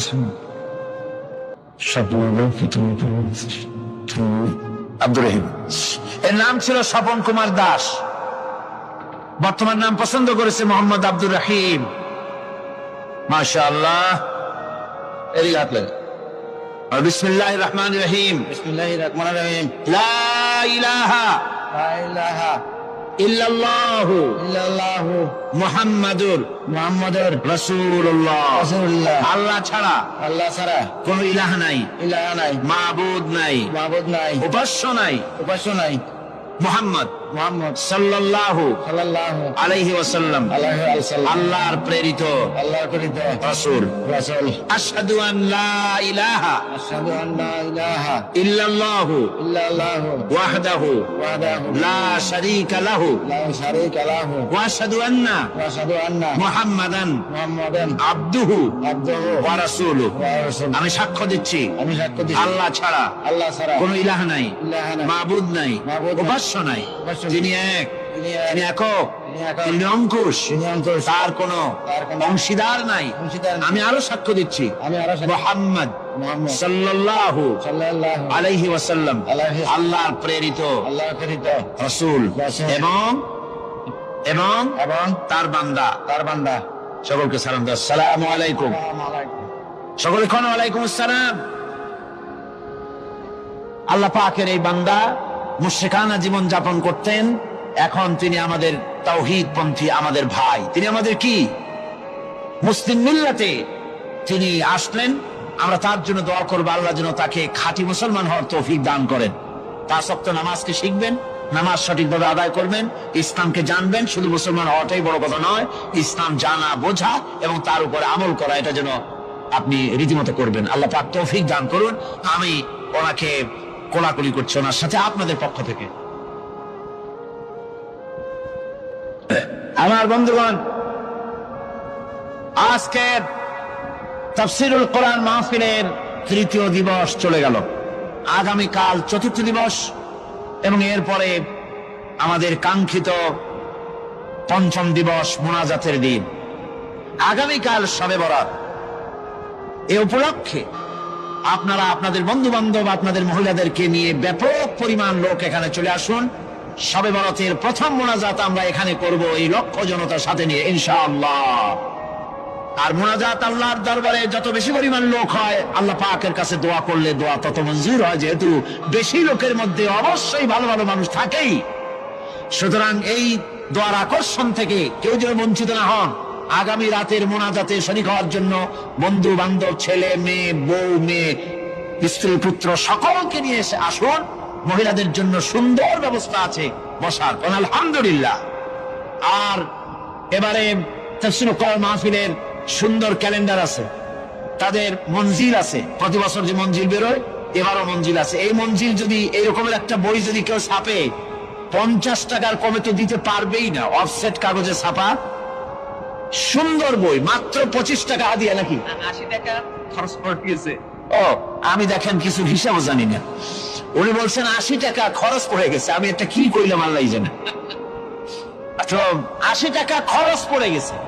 তো যেহেতু ওনারা এখানে কিছু বিজ্ঞাপন পেয়েছেন, সেই জন্য ওনারা কোনো প্রফিটের দিকে তাকান নাই। মাত্র 25 টাকা হাদিয়ার বিনিময় এরকম একটা বড় ম্যাগাজিন আপনাদেরকে দেওয়া হচ্ছে, যার মধ্যে সুন্দর সুন্দর লেখা এর মধ্যে আছে। বিশেষ করে আমি দেখলাম এর মধ্যে হজের ব্যাপারে একটা দারুণ লেখা এসেছে। আপনাদের অত্যন্ত পরিচিত প্রফেসর অধ্যাপক মুফিজুর রহমান সাহেব, যাকে আপনারা সকলে জানেন, আমার অত্যন্ত স্নেহের পাত্র, তিনি এটা লিখেছেন। আল্লাহ পাক তার প্রতি রহম করুন, জোরে কোন আমিন। অনেক লেখা এর মধ্যে আছে। সুতরাং হজের মৌসুম যখন, সেই জন্য আমি হজের কথাটা আনলাম। এই মঞ্জিল আপনারা সকলে নিতে চেষ্টা করবেন। ক্যালেন্ডারও তারা সুন্দর মসজিদ দিয়ে ক্যালেন্ডার তৈরি করেছেন, তাও আপনারা নিবেন। জি বলেন।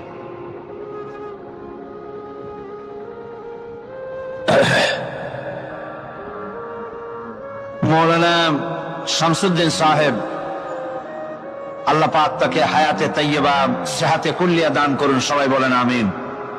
তিনি যে আপিল আপনাদের সামনে রেখেছেন, এটি প্রতি বছরই এ ধরনের বাজেট পেশ হয়। আল্লাহ পাক পুরা করে দেন। ঋণগ্রস্ত আল্লাহ সমাজ কল্যাণকে করেন নাই, আলহামদুলিল্লাহ। আমারও দৃঢ় বিশ্বাস আমরা কোরআনে কারীমের খেদমত করছি, কথা ঠিক কিনা? আমরা আল্লাহ পাককে খুশি করার জন্য এই কোরআনে কারীমের মাহফিল এখানে হয়, লোকেরা আসে, আমরা আসি কোরআনে কারীমের জন্য।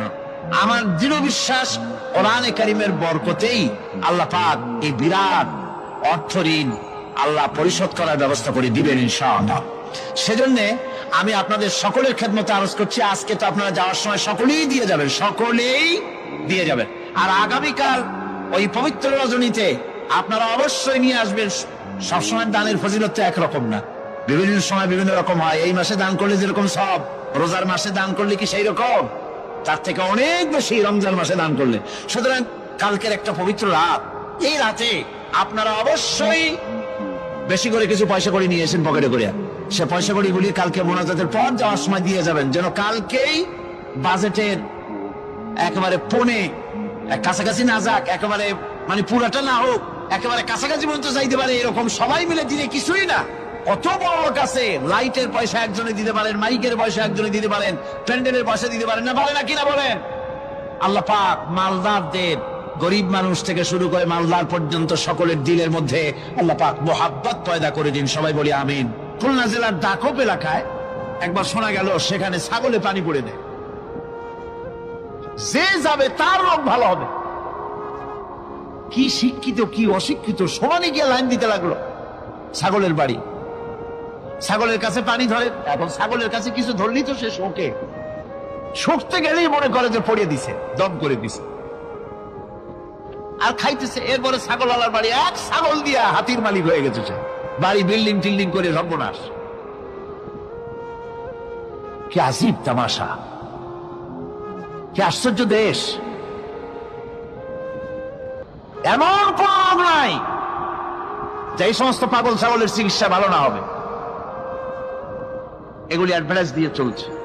আল্লাহ পাক মানুষকে অসুখ দিয়েছেন, অসুখের আবার ওষুধও দিয়েছেন। কারণ আলহামদুলিল্লাহ লিকুল্লি দাইন দাওয়াও, প্রত্যেকটি রোগের ওষুধ আল্লাহ তৈরি করেছেন। সুবহানাল্লাহ বিহামদিহি। যারা তার ইবাদত করে, যারা তাকে স্বীকার করে, আল্লাহ বলে তাকে যারা সেজদা দেয়, আল্লাহ পাক তাদেরকেও দেন। আর যারা আল্লাহকে অস্বীকার করে, আল্লাহ রাব্বুল আলামিনকে মানে না, তার গুণাবলী কি স্বীকার করে না, তার অস্তিত্ব স্বীকার করে না, তারপরেও আল্লাহ রাব্বুল আলামিন কোন নাফরমান বান্দাকেও রহমত থেকে বঞ্চিত করেন না। সে যেই হোক, বেনামাজি হোক, মুরতাদ হোক, নাস্তিক হোক, তারপরে